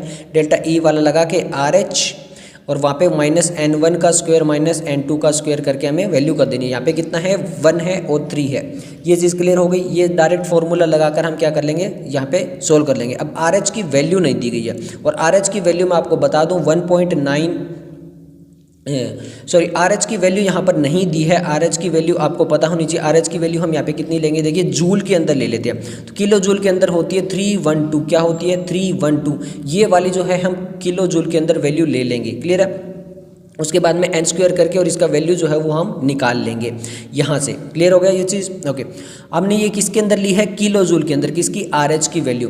अब यहाँ पे देखिए हमसे यहाँ पे किलो जूल में तो कोई है ही नहीं। यहाँ पे जो ऑप्शन है वो अर्ग में है। अब यहाँ पर हम पूरा वही वापिस सोल्व कर लेंगे। 1/3 का स्क्वायर -1/1 का स्क्वायर करके यहाँ पे इसको पूरा सोल्व कर लेंगे। और जब यहाँ पर हमारी वैल्यू आ जाएगी तो यहाँ पर हमें जूल को कन्वर्ट करना पड़ेगा किसमें? अर्ग में। अब 1 जूल जो होता है ना, 1 जूल होता है किसके? 10⁻7 अर्ग के इक्वल होता है। किसके इक्वल होता है? 10⁻7 अर्ग के इक्वल होता है। जब आप इस सब को सोल्व करोगे तो आपके सामने जो वैल्यू निकल कर आएगी एनर्जी वाली वो आएगी 1.94 इंटू 10⁻18 जूल। बट जब हम इसको अर्ग में कन्वर्ट कर देंगे तो वहाँ पे 10⁻7 होंगे। बट ये देखिए 0.194 है। यहाँ पर इसको भी और चेंज करके इन्होंने क्या कर दिया? उसमें और पॉइंट लगा दिया और ये 10⁻10 कर दिया है। यहाँ पे 0.1936 कर दिया है। इस टाइप से कर दिया है। तो यहाँ पर ये जो आंसर बनता है वो बनता है हमारा ऑप्शन डी। क्लियर है? ओके, ये कैलकुलेशन वगैरह मैंने नहीं है, मैंने आपको डायरेक्ट फॉर्मूला बताया है, उसमें आप वैल्यू पुट करोगे, कैलकुलेशन करोगे तो आपके सामने जो वो आंसर निकल कर आ जाएगा। ओके, अब यहाँ पर देखिए क्वेश्चन नंबर 22 है, the radius of hydrogen atom in the ground state is, ये रेडियस दिया हुआ है ग्राउंड स्टेट में।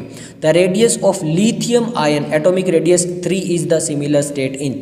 अब देखिए यहाँ पर सिंपल क्या करना है, अभी मैंने बताया था रेडियस ऑफ nth ऑर्बिट वाला था n स्क्वायर, मैंने बोला था z क्योंकि हाइड्रोजन है इसलिए हम नहीं लिखते हैं, z इंटू R1 हो जाता है। अब हाइड्रोजन का R1 हमें दिया हुआ है, n स्क्वायर हमें जो है वो सेम ही निकालना है, देखिए सिमिलर स्टेट के लिए निकालना है, बट z क्या हो गया, z हमारा जो एटॉमिक नंबर है वो 3 हो गया। तो सिंपल हमें कुछ नहीं करना है, क्या करना है, C1 जो 0.53 है, n हमारी 1 की 1 रहेगी तो इसमें कोई चेंज नहीं करना, z हमारा 3 हो गया, तो इस 0.53 को डिवाइड कर देंगे और जब इसको डिवाइड करेंगे तो हमारे सामने जो निकल कर आएगा वो आएगा 0.17 एंगस्ट्रॉम। क्लियर है? ओके, नेक्स्ट हमारा क्वेश्चन नंबर 23 है। क्वेश्चन नंबर 23 में बोला गया the energy of an electron in the nth Bohr orbit of the hydrogen atom. Simple, कई बार ये फॉर्मूला स्टार्टिंग से बताने लगे थे, delta E is equal to K Z square upon में एन स्क्वायर। अब जेड जो है वो किसके लिए, हाइड्रोजन एटम के लिए, तो वो 1 रहेगा और इसके टोटल जो वैल्यू निकल के आती है इलेक्ट्रॉन वोल्ट में वो -13 है। अब सिंपल हमें जो नीचे वाला बताना है कि वो n4 है, n की पावर 3, n की पावर 2 है या n, तो हम कई बार कर चुके हैं कि n की पावर 2 होगा, तो आंसर आ जाएगा ऑप्शन सी। इसको आप as it is as a formula भी याद रख सकते हो कि nth बोर ऑर्बिट की अगर एनर्जी निकालनी हो तो वो इलेक्ट्रॉन वोल्ट में 13.6 इंटू एन की पावर स्क्वायर होता है। ये आप डायरेक्ट फॉर्मूला भी लिख सकते हो, आप कई बार आ भी सकता है यहाँ से क्वेश्चन। क्लियर है? ओके, नेक्स्ट हमारा क्वेश्चन नंबर जो 24 है, the spectrum of helium is expected to be similar to that the. अब इन्होंने बोला कि जो हीलियम का स्पेक्टर है उसी की सेम स्पेक्टर जो है वो किसका निकल कर आ सकता है, तो जिसका इलेक्ट्रॉन सेम होगा। तो सिंपल हमें आइसो इलेक्ट्रॉनिक निकालना है। अब हीलियम का जो है वो कितना होता है, 2 इलेक्ट्रॉन होता है, क्यों, क्योंकि ये न्यूट्रल है, अभी हमने बताया था। हाइड्रोजन में कितना हो जाएगा, 1 हो जाएगा। अब देखिए लिथियम में कितना हो जाएगा, वापिस में लिथियम में 3 और ये +1 का साइन है तो -1 इज इक्वल टू 2 इलेक्ट्रॉन, तो लिथियम का सेम इलेक्ट्रॉन नंबर रहेगा, तो लिथियम प्लस जो आयन है उसका स्पेक्ट्रम भी बिल्कुल सेम निकल कर आएगा। नेक्स्ट हम क्वेश्चन नंबर जो 25 देख लेते हैं, if r is the radius of the first orbit the radius of the nth orbit. अभी आपको बताया था कि nth ऑर्बिट का निकालना है तो r(n²). अब इस टाइप से देख लीजिए कौन सा है, nth ऑर्बिट के लिए r(n²) था अपॉन में z, क्योंकि यहाँ पे कुछ है नहीं तो यहाँ पर r(n²) हमारा जो है वो आंसर निकल कर आ जाएगा, आंसर आ जाएगा ऑप्शन ए। क्लियर है? ओके, नेक्स्ट जो टॉपिक स्टार्ट हो रहा है वो हो रहा है towards the quantum mechanical model of the atom. अब यहाँ पर जो है वो D Broglie wavelength, angular momentum, uncertainty के क्वेश्चंस भर के आएंगे और इनके फॉर्मूले आपको पता होने चाहिए। सबसे पहले अगर मैं आपको बात बताऊँ, यहाँ पर डी ब्रोगली वेवलेंथ का फॉर्मूला क्या होता है, वहाँ पे होता है lambda is equal to h upon में p। अब ये p क्या है, p है मोमेंटम, p क्या है, मोमेंटम है। मोमेंटम को कैसे लिख सकते हैं, मास इंटू वेलोसिटी। तो इस इक्वेशन को हम दूसरी तरह लिख सकते हैं, h ये वही प्लैंक कांस्टेंट रहेगा, p यहाँ पर क्या हो जाएगा, mv हो जाएगा, यानी मास इंटू वेलोसिटी भी हो जाएगा। इसको इस टाइप से भी लिखा जा सकता है। ये होती है डी ब्रोगली वेवलेंथ। अब एक आता है एंगुलर मोमेंटम, अगर निकालना हो तो क्या होता है, उसका भी एक फॉर्मूला है, वो भी अभी आप याद रख लीजिए। वो होता है mv r is equal to NH upon में क्या, 2π। अब ये mv वाला वही मोमेंटम है और ये क्या है, रेडियस है, n क्या है यहाँ पर ऑर्बिट है और ये h वाई प्लैंक कांस्टेंट है अपॉन 2π। ये चीज़ आपको क्लियर हो गई, ये भी आपको याद रखना है। n की वैल्यू ऑर्बिट के हिसाब से चेंज हो सकती है। ये किसका फॉर्मूला है, एंगुलर मोमेंटम का, क्योंकि यहाँ पे रेडियस आ चुका है इसलिए। क्लियर है? ओके, अब बात करते हैं एक अनसर्टेनिटी का फॉर्मूला जो बार बार आएगा, वो क्या होता है, डेल्टा एक्स। ये अनसर्टेनिटी प्रिंसिपल किसने दिया था, हेजनबर्ग ने दिया था। तो हेजनबर्ग अनसर्टेनिटी प्रिंसिपल इसको बोलते हैं और उसका एक फॉर्मूला होता है डेल्टा एक्स। ये डेल्टा एक्स क्या है, चेंज इन पोजीशन, यानी वहाँ पर जो भी इलेक्ट्रॉन वगैरह उसकी पोजीशन कहाँ पे, वो कितनी चेंज कर चुका है। ओ एंड डेल्टा पी, ये क्या है, मोमेंटम हो गया वापिस से। ये ग्रेटर देन और इक्वल टू किसके हो सकता है, h अपॉन में 4π। ये भी आपको फॉर्मूला याद रखना है। बस ये 3 फॉर्मूले आगे इस टॉपिक के अंदर जो वो क्वेश्चन आते हैं। Question number 26, in hydrogen atom the de Broglie wavelength of an electron in the second Bohr orbit is. हमसे ये पूछा गया है कि जो हमारे पास में हाइड्रोजन एटम है उसके अंदर जो डी ब्रोगली वेवलेंथ कितनी होगी। अब डी ब्रोगली वेवलेंथ की क्या था, लैम्डा इज इक्वल टू क्या था, h अपॉन में p। अब यहाँ पर डायरेक्टली हम नहीं निकाल सकते हैं, क्यों, क्योंकि यहाँ पर ना तो हमें कोई मोमेंटम दिया है, प्लैंक्स कांस्टेंट भी नहीं दिया है, तो कैसे निकालेंगे, और ये नीट 2019 में क्वेश्चन भी आता। तो हम क्या करते हैं, H is equal to M V कर लेते हैं। अब एक चीज़ आपको क्लियर हो गई, ओके। अब आप कहोगे यहाँ से भी नहीं निकल रहा है, तो हम दूसरा फॉर्मूला लगाते हैं जो मैंने अभी बताया था एंगुलर मोमेंटम का। एंगुलर मोमेंटम क्या था, M V R is equal to क्या था, एन एच अपॉन में 2 पाई। क्लियर है, ओके। अब देखिए यहाँ पर क्या करते हैं, यहाँ पर ये जो एम वी है इसमें से ये एम वी निकाल के हम ले आते हैं। तो M V is equal to क्या हो जाएगा, एच अपॉन में लेमडा हो जाएगा। क्लियर है, तो यहाँ पर अगर हम एच अपॉन में लेमडा लिख देते हैं इस एम वी की जगह, तो भी हमारा ये क्लियर हो जाएगा और हम यहाँ पे से लेमडा निकाल पाएंगे। ओके, क्योंकि हमें आर दिया, देखिए given that the Bohr radius हमें दिया ए नोट। ए नोट हमें जो दिया वो फर्स्ट ऑर्बिट का दिया, सेकंड का नहीं दिया, ये भी याद रखना। क्लियर है, ओके। तो एम वी को हटाकर हम यहाँ पर क्या ले आएंगे, वो ले आएंगे हम एच अपॉन में लेमडा। तो ये हो गया एच अपॉन में lambda is equal to N H upon में 2 पाई। अब एच की वैल्यू नहीं दी है तो एच से एच कट रहा है, देखिए इधर भी एच है इधर भी एच है, ये वैल्यू भी कट गई। ओके, ये चीज़ भी क्लियर हो गई। अब हमें लेमडा लिखना है, तो लेमडा को इधर ले आते हैं, तो lambda is equal to 2 pi R हो जाएगा। क्या हो जाएगा, 2 पाई आर हो जाएगा, अपॉन में क्या हो जाएगा, एन हो जाएगा। क्यों, क्योंकि ये एन जो है ये इधर आ जाएगा, ये 2 पाई यहाँ पे चला जाएगा, तो 2 पाई आर और ये अपॉन में एन हो जाएगा और लेमडा हो जाएगा। तो ये सारा कुछ करके जब निकालते हैं तो लेमडा हो जाता है क्या, 2 पाई आर अपॉन में एन। अब n की वैल्यू क्या है, देखिए in the second Bohr orbit. तो n जो है वो क्या है, सेकंड है, तो n की वैल्यू क्या है, 2 है। तो 2 से 2 ये भी काट देते हैं। अब लेमडा इज इक्वल टू हमारे पास क्या बच गया, पाई आर बच गया। क्या बच गया, पाई आर बच गया। पर ये जो आर की वैल्यू है वो हमें जो पहले हमने बताया था कि कैसे ऑर्बिट में जो आर एनएथ है उसको कैसे निकालेंगे। तो आर एनएथ को जब निकालना होता तो आर एनएथ यहाँ पे सेकंड ऑर्बिट का निकालना, ये तो मैं फर्स्ट का दिया, तो वो क्या होता था, एन स्क्वेयर आर हो जाता था। ये चीज़ क्लियर हो गई, ओके। और लेमडा हमारा क्या आया था, लेमडा हमारा आया था आर पाई, और ये आर जो है वो ये वाला आर हमें यहाँ पे लगाना पड़ेगा। और ये एन की वैल्यू यहाँ क्या है, 2 है, तो यहाँ पर हो जाएगा 2 स्क्वेयर। अब आर क्या दिया हुआ है, ये वाला दिया हुआ है, तो 2 स्क्वेयर कितना होता है, 4 इंटू 52.9 और ये पाई एज इट इज़ रह जाएगा। तो 52 को जब 4 से करेंगे, 50 को कर लीजिए, लगभग कितना आता है, ये आता है हमारा 200। ओके, तो ये लगभग हमारा 200 आ जाएगा, ये लगभग यहाँ पर ये आता है। अब यहाँ पे देखिए एक में तो पाई नहीं दिया है और एक में पाई लगाया गया है, तो हमारा पाई तो साथ में रह रहा है, तो ये 2 11 11 पाई आ रहा है। फिर से बता रहा हूँ, अगर आपको अब भी नहीं समझ में आया था, हमने क्या किया था, सिंपल सा अनसर्टेनिटी वाला प्रिंसिपल लगाया था, जहाँ पर हमारा जो है वो लेमडा इज इक्वल टू क्या था, एच पी था। इसको हमने क्या कर दिया, एच अपॉन में एम वी कर दिया था। अब यहाँ से हमें वैल्यू नहीं मिल रही थी, तो हमने क्या कर दिया था, एम वी जो हमारा फॉर्मूला था वहाँ पर हमने उसको चेंज कर दिया था, और वहाँ पे है M V R is equal to N H on में 2 पाई लेके आए थे। अब ये एम वी यहाँ से लेके आए थे जो एच अपॉन में लेमडा होता है, तो हमने एच अपॉन में लेमडा यहाँ से लिया, ये एच से एच यहाँ पे कैंसिल हो रहा था। फिर इस लेमडा को ऐसे रखा, तो ये हमारा बन रहा था 2 पाई क्या, आर अपॉन में एन। एन 2 था, तो 2 से 2 कट गया था, हमारे पास में पाई आर बच गया था। अब ये आर बहुत इंपॉर्टेंट था, और आर को हमने उस वैल्यू से निकाला था, आर नोट वाली से, तो यहाँ से हमारा आंसर आ गया था। क्लियर है, ओके। नेक्स्ट हमारा क्वेश्चन नंबर 27 है। एक बार मैं आपको समझा दिया, अब यही फार्मूले बार बार आगे क्वेश्चन में आते रहेंगे।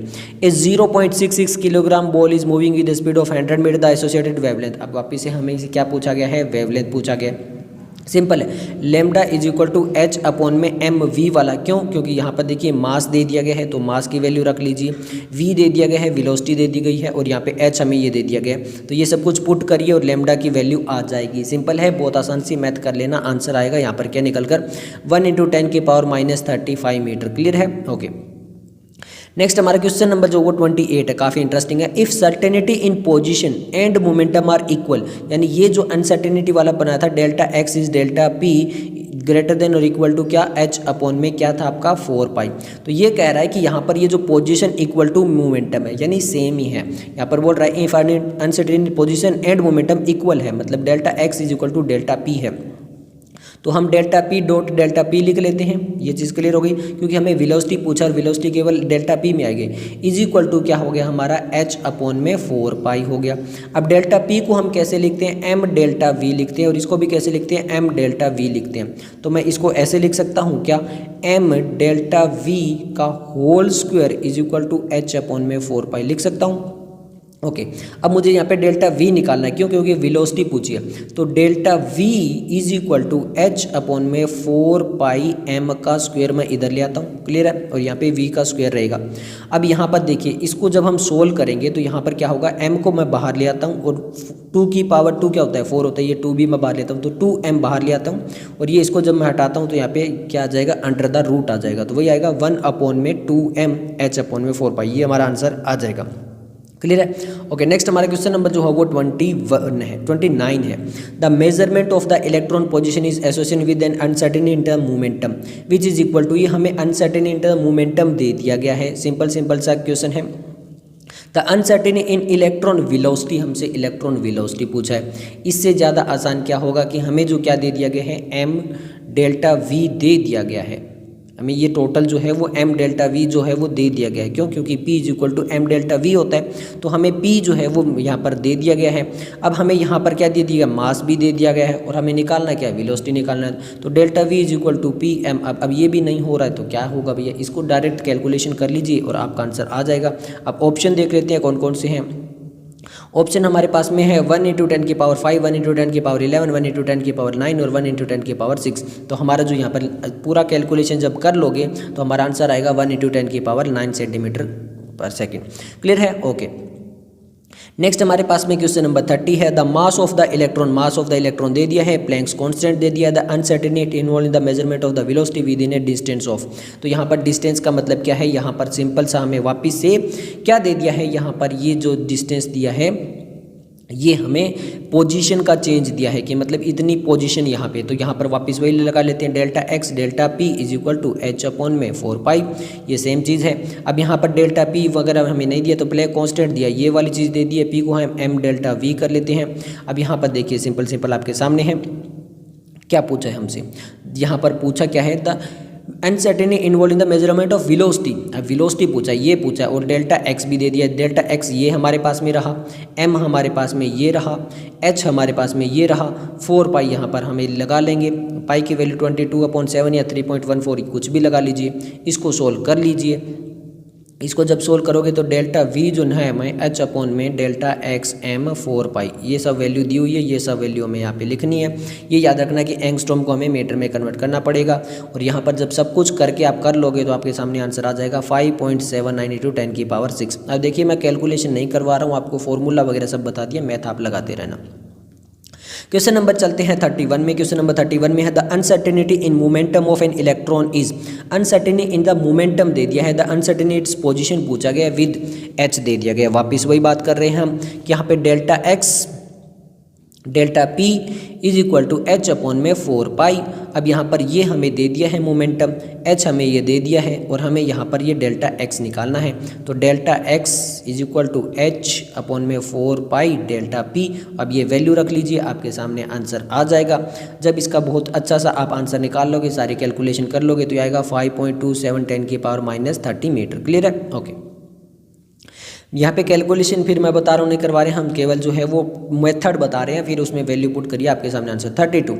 The de Broglie wavelength of a particle with mass 1 gram and velocity 100 metre square. तो ये मीटर है और ये ग्राम है, या तो इसको किलोग्राम में करना पड़ेगा।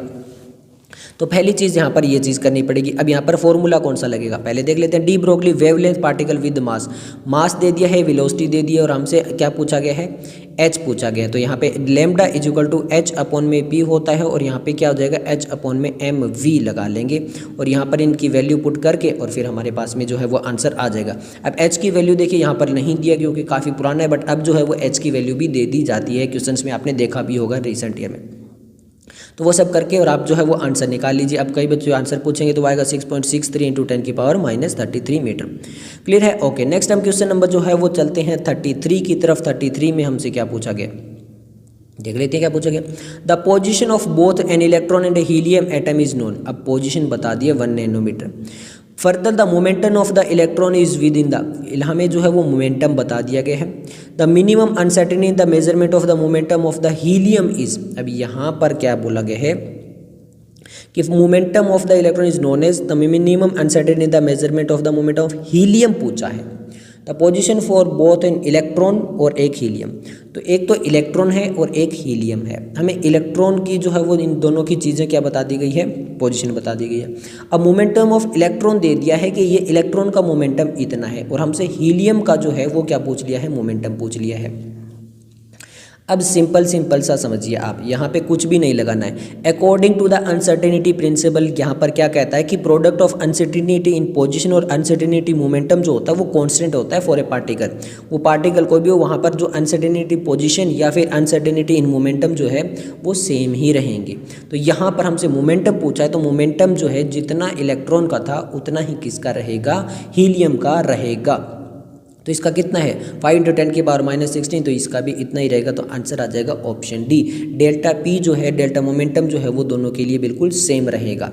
क्लियर है? ओके, नेक्स्ट हम क्वेश्चन नंबर जो है वो 34 देख लेते हैं। क्वेश्चन नंबर 34 में क्या दिया गया भैया, अनसर्टेनिटी। अब आपको बता दूं ये जो डी ब्रोगली वेवलेंथ वाला जो है ना, वो फिजिक्स में जो मॉडर्न फिजिक्स वाला पोर्शन है उससे हर साल क्वेश्चन आ रहा है। तो ये वाला जो पोर्शन है वो आपको फिर से बता रहा हूँ, मॉडर्न फिजिक्स में क्लास 12th में लास्ट का जो पोर्शन है वहाँ से आप देख भी सकते हो, टॉपिक से बहुत बार क्वेश्चन आया, लगभग हर दूसरे साल या हर साल क्वेश्चन आता रहता है। तो आपको डी ब्रोगली वाला अच्छे से करना है, ये वाला लिंक वहाँ पर भी होता है।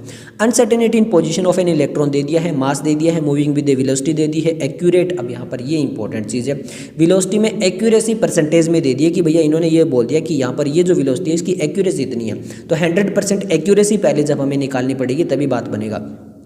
फॉर्मूला तक इन्होंने बता दिया कि आप सपोन में 4 याद कर लीजिए, और अनसर्टेन एक्सपेरिमेंट ये जो h की वैल्यू है ये भी इन्होंने बता दी है। तो हमें यहाँ पर सिंपल सा क्या रखना पड़ेगा, देखिए हमें जो है वो डेल्टा क्या निकालना है, डेल्टा एक्स निकालना है। यहाँ पर देखिए uncertainty in position of an electron हमें निकालना है, मूविंग विद द वेलोसिटी, मास उसका दे दिया है, वेलोसिटी दे दी है, और हमें क्या निकालना है, उसकी अनसर्टेनिटी इन द पोजीशन निकालनी है। सिंपल है, delta X delta P is equal to क्या हो गया, h अपॉन में 4 ये तो हो गया। ओके, यहाँ पर डेल्टा पी को हम एम वी में लिखेंगे, m हमारा दे दिया v। अब v का इंपॉर्टेंट पॉइंट क्या है कि यहाँ पे हमें परसेंटेज में दे दिया कि इसकी इतनी एक्यूरेसी है। जब हम इसकी 100% एक्यूरेसी निकालनी पड़ेगी, एक्चुअल वेलोसिटी हमें इसकी निकालनी पड़ेगी, उसके लिए क्या करेंगे हम, पहले परसेंटेज को नॉर्मल में कन्वर्ट कर लेते हैं। तो 0.001 है, नॉर्मल में कन्वर्ट करने के लिए आप अपॉन में 100 लगा लिया, बिल्कुल सही है। अब ये जो एक्यूरेसी हम किसकी निकाल रहे हैं, इसकी निकाल रहे हैं, तो इससे मल्टीप्लाई कर देते हैं 3 × 10 की पावर 4 सेंटीमीटर। अब यहाँ पर इस सबको कर लीजिए, इसको जब हटाओगे तो अपॉन में यहाँ पे 3 0 और आ जाएगी, टोटल 5 0 हो जाएगी। यहाँ पर इस सबको करोगे तो यहाँ पे ये 4 से ये 4 0 कट जाएगी, ये आ जाएगा 0.3। क्या आ जाएगा आपका 0.3 सेंटीमीटर पर सेकंड एक्चुअल वेलोसिटी निकल कर आएगी। अब ये ध्यान देना है, जब भी किसी में इतना दे दिया कि उसकी एक्यूरेसी नहीं है तो उसको पहले एक्यूरेट निकाल लीजिए। बस अब हमारा निकल के आ चुका है आंसर। क्या निकालना है, देखिए हमें डेल्टा एक्स निकालना है, एम हमारा दे चुके हैं, डेल्टा वी हम निकाल चुके हैं 0.3, और एच हमारा पास में दिया हुआ ये यहाँ पर, और 4 वैल्यू यहाँ पर लिख लीजिए। तो यहाँ पे delta X is equal to H upon में M delta V 4 delta V यहाँ पे 0.3 है, एम हमारे पास एज इट इज़ ये लगाना है, और एच हमारे पास में ये लगाना है, और 4 की वैल्यू लगा देनी है, पाई की वैल्यू 3.13। ओके, क्लियर है, कोई भी लगा लीजिए 22 अपॉन में 7 वाली, और हमारा आंसर निकाल लीजिए। अब आंसर यहाँ पर क्या आएगा, आंसर आएगा 1.93 सेंटीमीटर। क्लियर है? ओके, नेक्स्ट हम क्वेश्चन नंबर जो वो 35 की तरफ चलते हैं। क्वेश्चन नंबर 35 हमारा 1989 का है। Which of the following statement do not form an part of Bohr model of hydrogen atom, यानी यहाँ पर बोहर मॉडल जो हाइड्रोजन एटम दिया था उसके अकॉर्डिंग कौन सी पार्ट नहीं है यहाँ पे। Energy of the electron in the orbit are quantized, यानी जो एनर्जी होती है इलेक्ट्रॉन की वो ऑर्बिट्स के अंदर क्वांटाइज्ड हो जाती है। The electron in the orbit nearest the nucleus has the lowest energy. See electron revolves in different orbit around the nucleus and ये the position and velocity of the electron in the orbit can not be determined simultaneously. इन्होंने बोला according to Bohr model. अब यहाँ पर ये जो है ना पोजीशन और velocity of the electron orbit can not be determined simultaneously, ये हेजनबर्ग अनसर्टेनिटी प्रिंसिपल है, बोहर पोस्टुलेट वगैरह नहीं है। ये क्या है, ये हेजनबर्ग अनसर्टेनिटी प्रिंसिपल है। तो ये अकॉर्डिंग टू बोहर नहीं है, ये हेजनबर्ग के अकॉर्डिंग है। तो आंसर आ जाएगा ऑप्शन डी। क्लियर है? ओके, तो जो नेक्स्ट टॉपिक है वो हमारा quantum mechanical model of atoms है, और ये सबसे इंपॉर्टेंट टॉपिक है इस चैप्टर का, क्योंकि ये लगभग यहाँ से हर साल लगभग क्वेश्चन बन रहे हैं, और बहुत सारे क्वेश्चन इसी टॉपिक से हमें देखने को मिलेंगे। तो आपको पता है कि जो क्वांटम नंबर है होते हैं वो कितने होते हैं, 4 होते हैं। एक होता है प्रिंसिपल क्वांटम नंबर जिसको एन से रिप्रेजेंट करते हैं, एक होता है एजीम्यूथुअल क्वांटम नंबर जिसको एल से रिप्रेजेंट करते हैं, एक हमारे पास में होता है मैग्नेटिक क्वांटम नंबर जिसको m से रिप्रेजेंट करते हैं, और एक होता है हमारे पास में स्पिन क्वांटम नंबर जिसको हम s से रिप्रेजेंट करते हैं। ये तो चीज़ें आपको पता होगी। अब यहाँ पर जो प्रिंसिपल क्वांटम नंबर है वो बताता है हमें सेल के बारे में, यानी कौन से सेल के अंदर है, और n की वैल्यू जो होती है वो 1 से स्टार्ट होती है, 1 2 3 4 करके। मैं थोड़ा सा टॉपिक पहले बता रहा हूँ क्योंकि यही जो क्वेश्चन है इसी टॉपिक से रिलेटेड आते रहेंगे। फिर जो आपका होता है वो सब सेल बताता है, क्या बताता है, सब सेल बताता है और शेप बताता है। और ये एल जो होता है वो स्टार्ट होता है 0 से, 0 1 2 3 करके। ये जो आपके 1 2 3 होते हैं वो मतलब 1 का मतलब होता है के सेल, एल सेल, इस टाइप से एम सेल, एन सेल। और यहाँ पर जो एल की वैल्यू जो होती है वो 0 1 2 वो होती है एस पी डी एफ, इस टाइप से।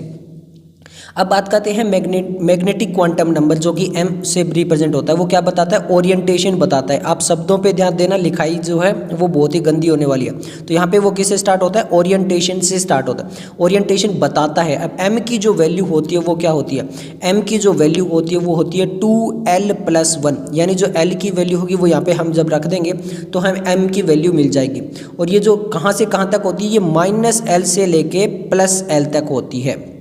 -l से लेके +l का कैसे मतलब हो गया, जैसे फॉर एग्जांपल हम यहाँ पर जो है वो l की वैल्यू रखते हैं यहाँ पर क्या 0, ठीक है, नहीं चलो 1 रख देते हैं। तो l की वैल्यू रख देते हैं 1, तो 1 2 × 1 क्या हो गया, 2 + 1 3। तो ये हो गया टोटल, तो कितने हो गए, 3 हो गए। यानी m जो होंगे ओरिएंटेशन वाले वो टोटल ऑर्बिट 3 होंगे।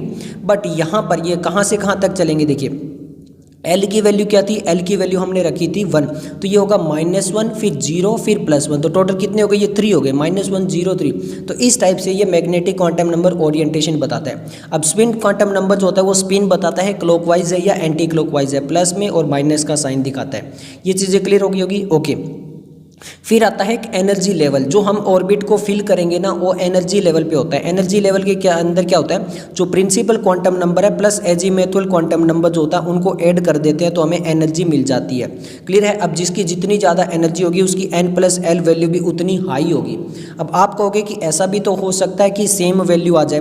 फॉर एग्जाम्पल मैं ले लेता हूँ n को मैं 4 ले लेता हूँ, तो 4 + 0 करूँगा तो मैं यहाँ पर कितना मिलेगा, 4 मिलेगा।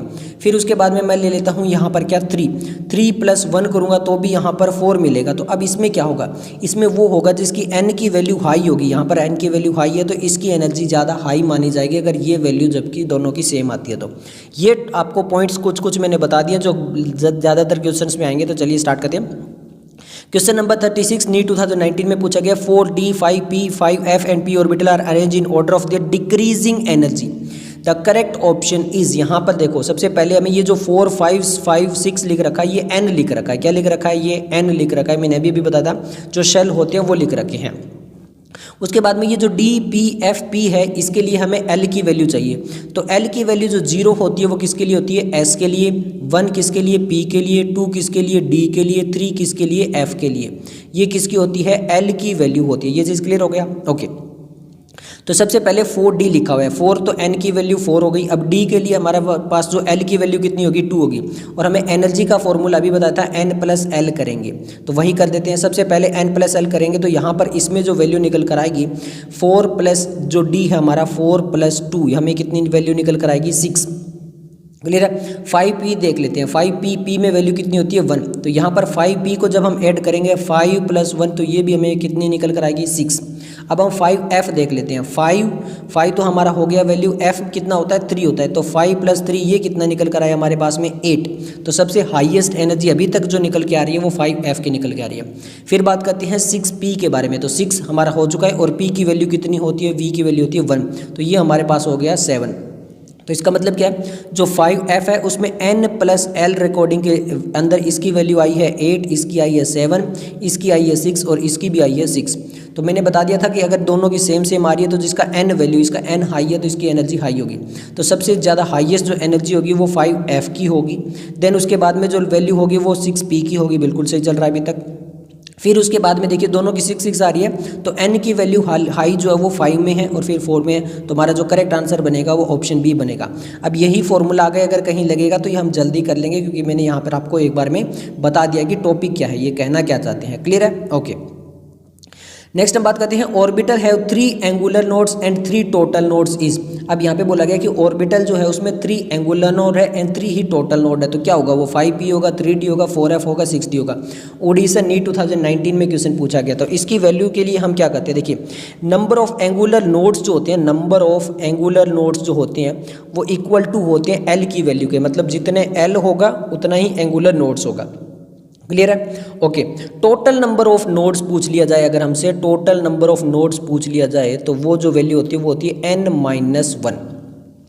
तो सबसे पहले क्या लिखा गया, एंगुलर नोड्स जो हैं वो l है, l मतलब 3 है, ये l जो है वो 3 है।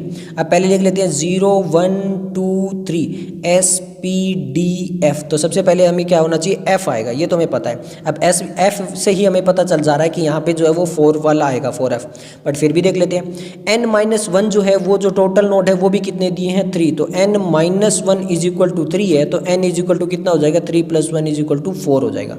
तो हमारा आंसर आ जाएगा 4F। क्लियर हो गया? Okay.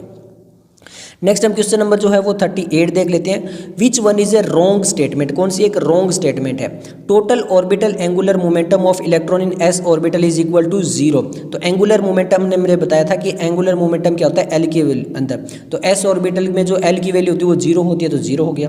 N orbital is designed bye 3 quantum numbers while N electron in an atom is designed by the 4 quantum numbers.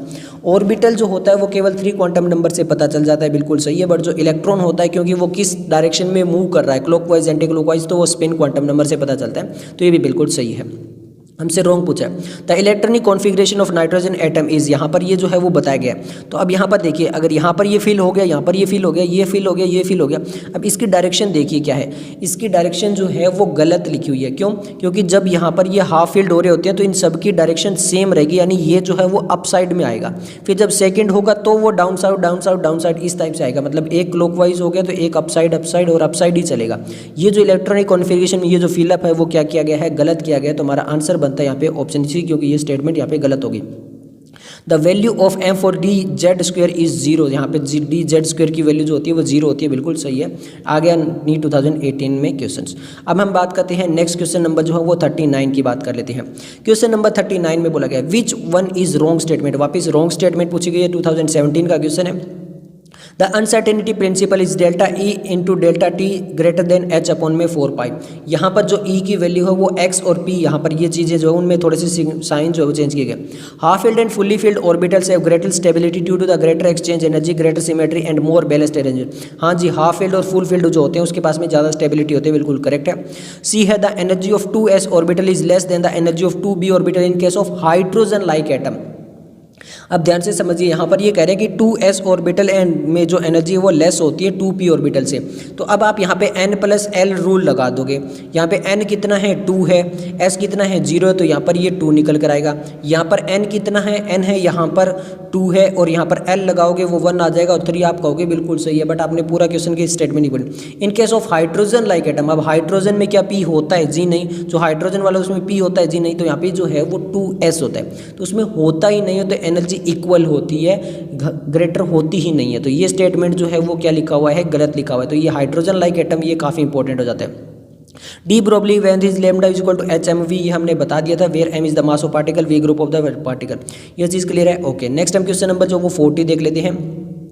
Question number 40 में हमसे पूछा गया है how many electron can fit in the orbital for which n is equal to 3 l is equal to. देखिए एक orbital में कितने electron आ सकते हैं maximum.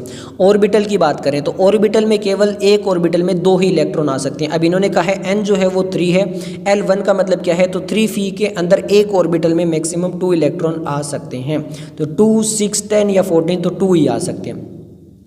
Which of the following pair of d orbital will have electron density along the axis। अब ये काफ़ी important है। इन्होंने पूछा है कि किसके अंदर जो इलेक्ट्रॉन डेंसिटी है वो along the axis रहेगी। तो किस किस के अंदर रहती है, dx² - x² और dz² के अंदर जो होती है वो along the axis रहती है। जबकि हमारे पास में जो dxy है, dxz है और dyz है, इनमें in between the axis रहती है। इनमें कहाँ पे रहती है, in between the axis, और यहाँ पर जो होती है वो along the axis होती है। तो ये जो है वो along the axis होती है। बाकी यहाँ पर इसमें along the axis होती है, इसमें in between होती है, इन दोनों में in between होती है। इसमें along the axis होती है और इसमें in between होती है। तो दोनों जहाँ पर जो है वो along the axis है वो ऑप्शन सी आ जाएगा। क्लियर है? नेक्स्ट हम क्वेश्चन नंबर जो है वो 42 देख लेते हैं। 2 electron occupying the same orbital are distinguished by, मतलब 2 इलेक्ट्रॉन है और इलेक्ट्रॉन दोनों के दोनों जो होते हैं वो एक ही ऑर्बिटल में आ गए। तो अब उनको अगर हमें डिफरेंस करना तो कैसे करेंगे, एजीमुथल से, स्पिन से, प्रिंसिपल से, मैग्नेटिक से। तो मैंने बताया था कि स्पिन क्वांटम नंबर, एक ही ऑर्बिटल में अगर 2 इलेक्ट्रॉन आ गए हैं तो एक क्लॉकवाइज रहेगा और एक एंटी क्लॉकवाइज, वो स्पिन से पता चलेगा। तो आंसर आ जाएगा ऑप्शन बी। क्लियर है। नेक्स्ट हम क्वेश्चन नंबर जो है वो 43 देख लेते हैं। क्वेश्चन नंबर 43 में बोला गया what is the correct order of increasing energy and listed orbital in the atom of the titanium. अब सिंपल हमें क्या करना है, increasing energy, order of increasing energy of the listed बताना है। वापिस वही लगा लीजिए, n+l रूल, n+l रूल लगा लेते हैं। यहाँ पे 4s है तो 4 + 0 कितना हो जाएगा, 4 हो जाएगा। फिर 3s है तो 3 + 0 कितना हो जाएगा, 3 हो जाएगा। फिर 3p है तो 3 + 1 कितना हो जाएगा हमारे पास में, वापिस से 4 हो जाएगा। 3d है तो 3 + 2 कितना हो जाएगा हमारे पास में, 5 हो जाएगा। तो हाईएस्ट एनर्जी जो आएगी वो 5 की आएगी। तो मतलब 3d की सबसे हाईएस्ट एनर्जी आएगी, या तो इसमें से हो सकता है या फिर इसमें से हो सकता है। क्लियर है। तो यहाँ पर 3d की जो एनर्जी है वो सबसे हाईएस्ट है। देन हमारे पास में 4s की, क्यों, क्योंकि यहाँ पे 4s कितना होता है, 4 होता है। अब देखिए n की वैल्यू हाईएस्ट होनी चाहिए, तो ये 4 हो गया। अब 3p कितना होता है, 3p जो हमारा होता है वो भी 4 होता है, और 3s तो हमारा केवल 3 था। तो 3 4 4 5 था, तो हमारा करेक्ट आंसर बन गया ऑप्शन सी। क्लियर हो गया, ओके। नेक्स्ट हम क्वेश्चन नंबर जो है वो देखने वाले हैं 44। The number of d electron in Fe2+ Z = 26 is not equal to the number of electron in which of the following. यानी हमें ये बताना है कि जो Fe2+ है उसके अंदर जितने d इलेक्ट्रॉन है, मतलब d ऑर्बिटल के अंदर जितने इलेक्ट्रॉन है उतने सभी में है, बस एक में नहीं है, वो बताना है कितना है। तो सबसे पहले हमें ये देखना होगा कि जो d इलेक्ट्रॉन Fe2+ वाले में d में कितने इलेक्ट्रॉन है। कॉन्फ़िगरेशन आपको पता होनी चाहिए, कॉन्फ़िगरेशन क्या होती है। लास्ट वाली कॉन्फ़िगरेशन देखें तो वो होती है 3d6 4s2। अब यहाँ पर देखिए, समझिए, यहाँ पर 2+ का मतलब है 2 इलेक्ट्रॉन हट चुके हैं। तो 2 इलेक्ट्रॉन कौन से हटे, s वाले दोनों इलेक्ट्रॉन है वो रिमूव हो चुके हैं। अब d के अंदर हमारे पास में इलेक्ट्रॉन कितने हैं, 6। तो इसका मतलब है कि यहाँ पर ये जितने भी हैं इनके अंदर अगर 6 इलेक्ट्रॉन है तो सही है, अगर 6 इलेक्ट्रॉन नहीं है तो फिर बात नहीं बनने वाली। सेकेंड है d इलेक्ट्रॉन इन Fe, तो वापिस से वो d इलेक्ट्रॉन इन Fe में तो हमारा 26 ही रहेगा, क्योंकि जो यहाँ पे 2 रिमूव हुए हैं वो s से रिमूव हुए हैं, तो इससे तो कोई फ़र्क ही नहीं पड़ने वाला है। अगर वहाँ पे 2 आ भी जाते हैं वापिस तो वो s में आएंगे, d में नहीं आएंगे। तो जी हाँ, यहाँ पर भी 6 इलेक्ट्रॉन थे हमारे पास में और यहाँ पर भी 6 इलेक्ट्रॉन है। अब बात करते हैं p इलेक्ट्रॉन इन Ne, जो नियॉन गैस होती है उसमें अंदर p इलेक्ट्रॉन कितने होंगे। तो जो नियॉन गैस होती है उसका फॉर्मूला क्या होता है, नियॉन में होता है क्या हमारे पास में 1s2 2s2 2p6। क्लियर है। तो यहाँ पर p में पूछे तो p में कितने इलेक्ट्रॉन है हमारे पास में, टोटल 6 इलेक्ट्रॉन है।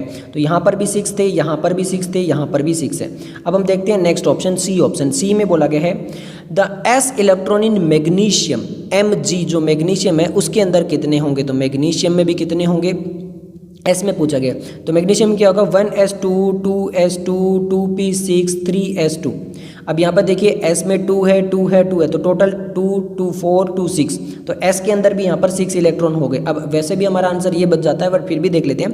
तो हमारा जो p इलेक्ट्रॉन होगा यहाँ पर जो p इलेक्ट्रॉन होगा उसमें क्या आएंगे हमारे पास में, यहाँ पर जो है वो 2p6 और 3p5 आएंगे।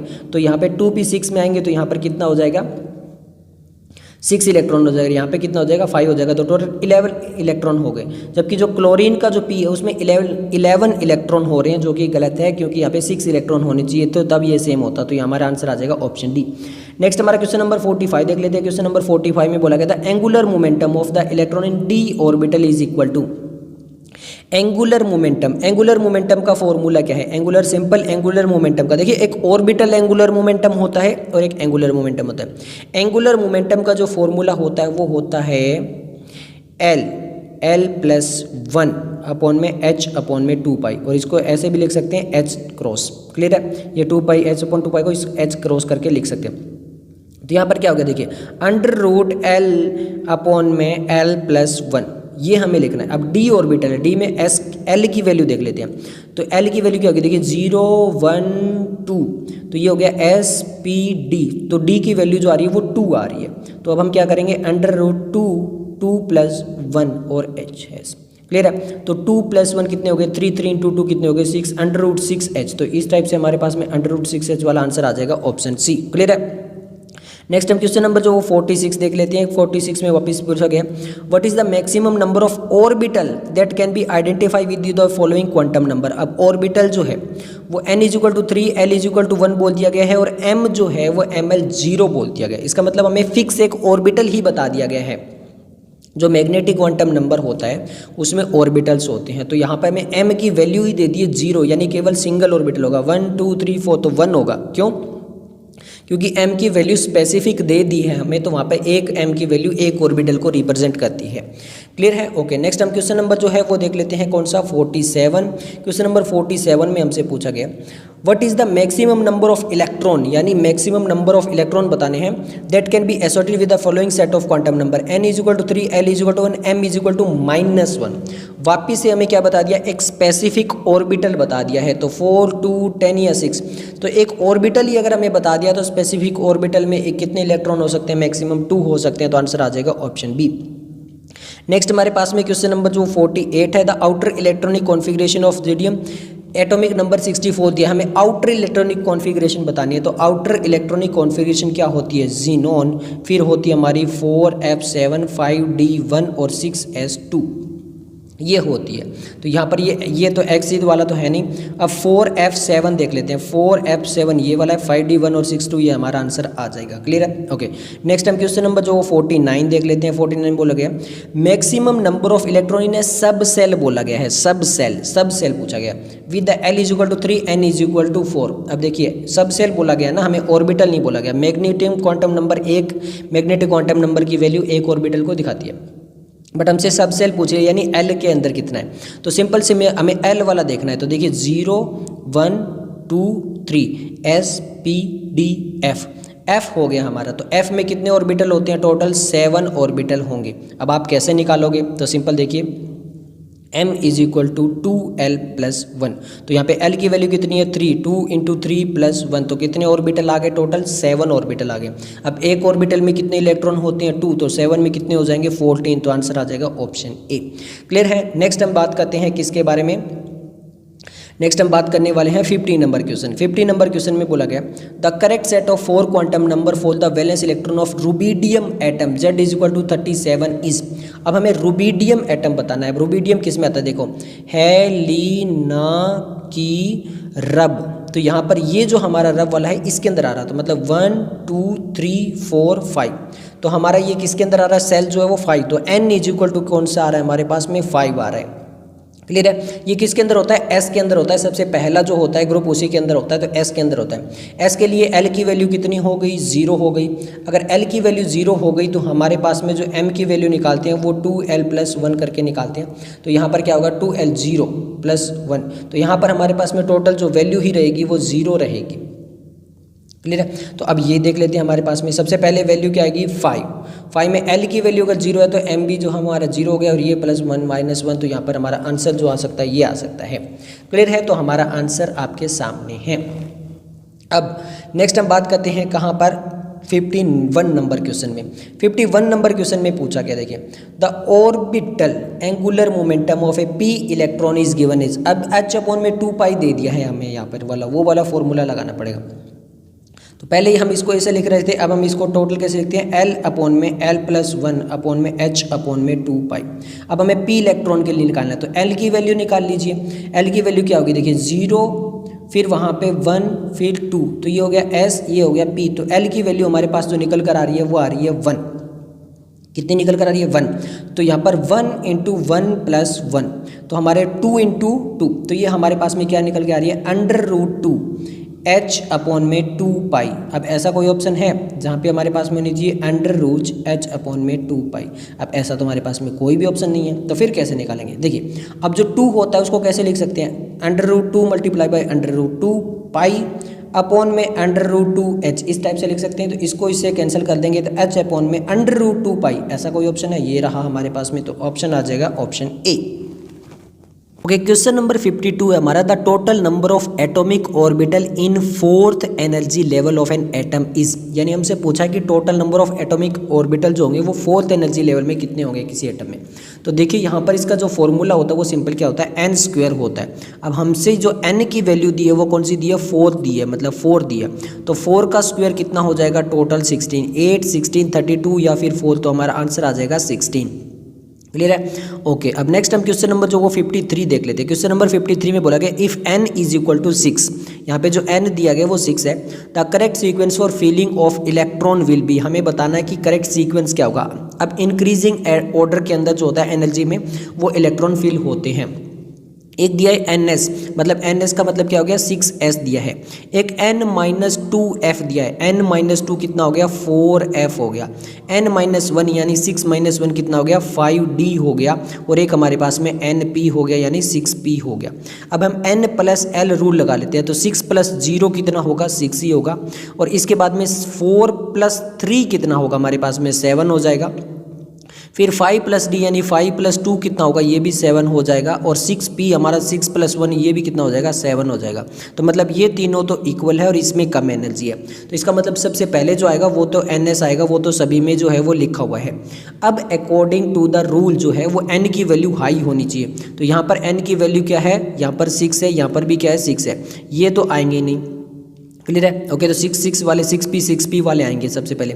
फिर क्या आएगा, 5d आएगा आपका। और फिर क्या आएगा, 4f आएगा, क्योंकि अकॉर्डिंग टू n रूल जो है वो चलेंगे हम। तो हमारा जो आंसर बनेगा वो बनेगा ऑप्शन ए। क्लियर है। ओके, नेक्स्ट हम क्वेश्चन नंबर 54 देख लेते हैं। The maximum number of electron in a subshell of an atom is determined by the following. Maximum number of electron जो होते हैं किसी सब सेल में वो कैसे डिटरमाइन किए जाते हैं।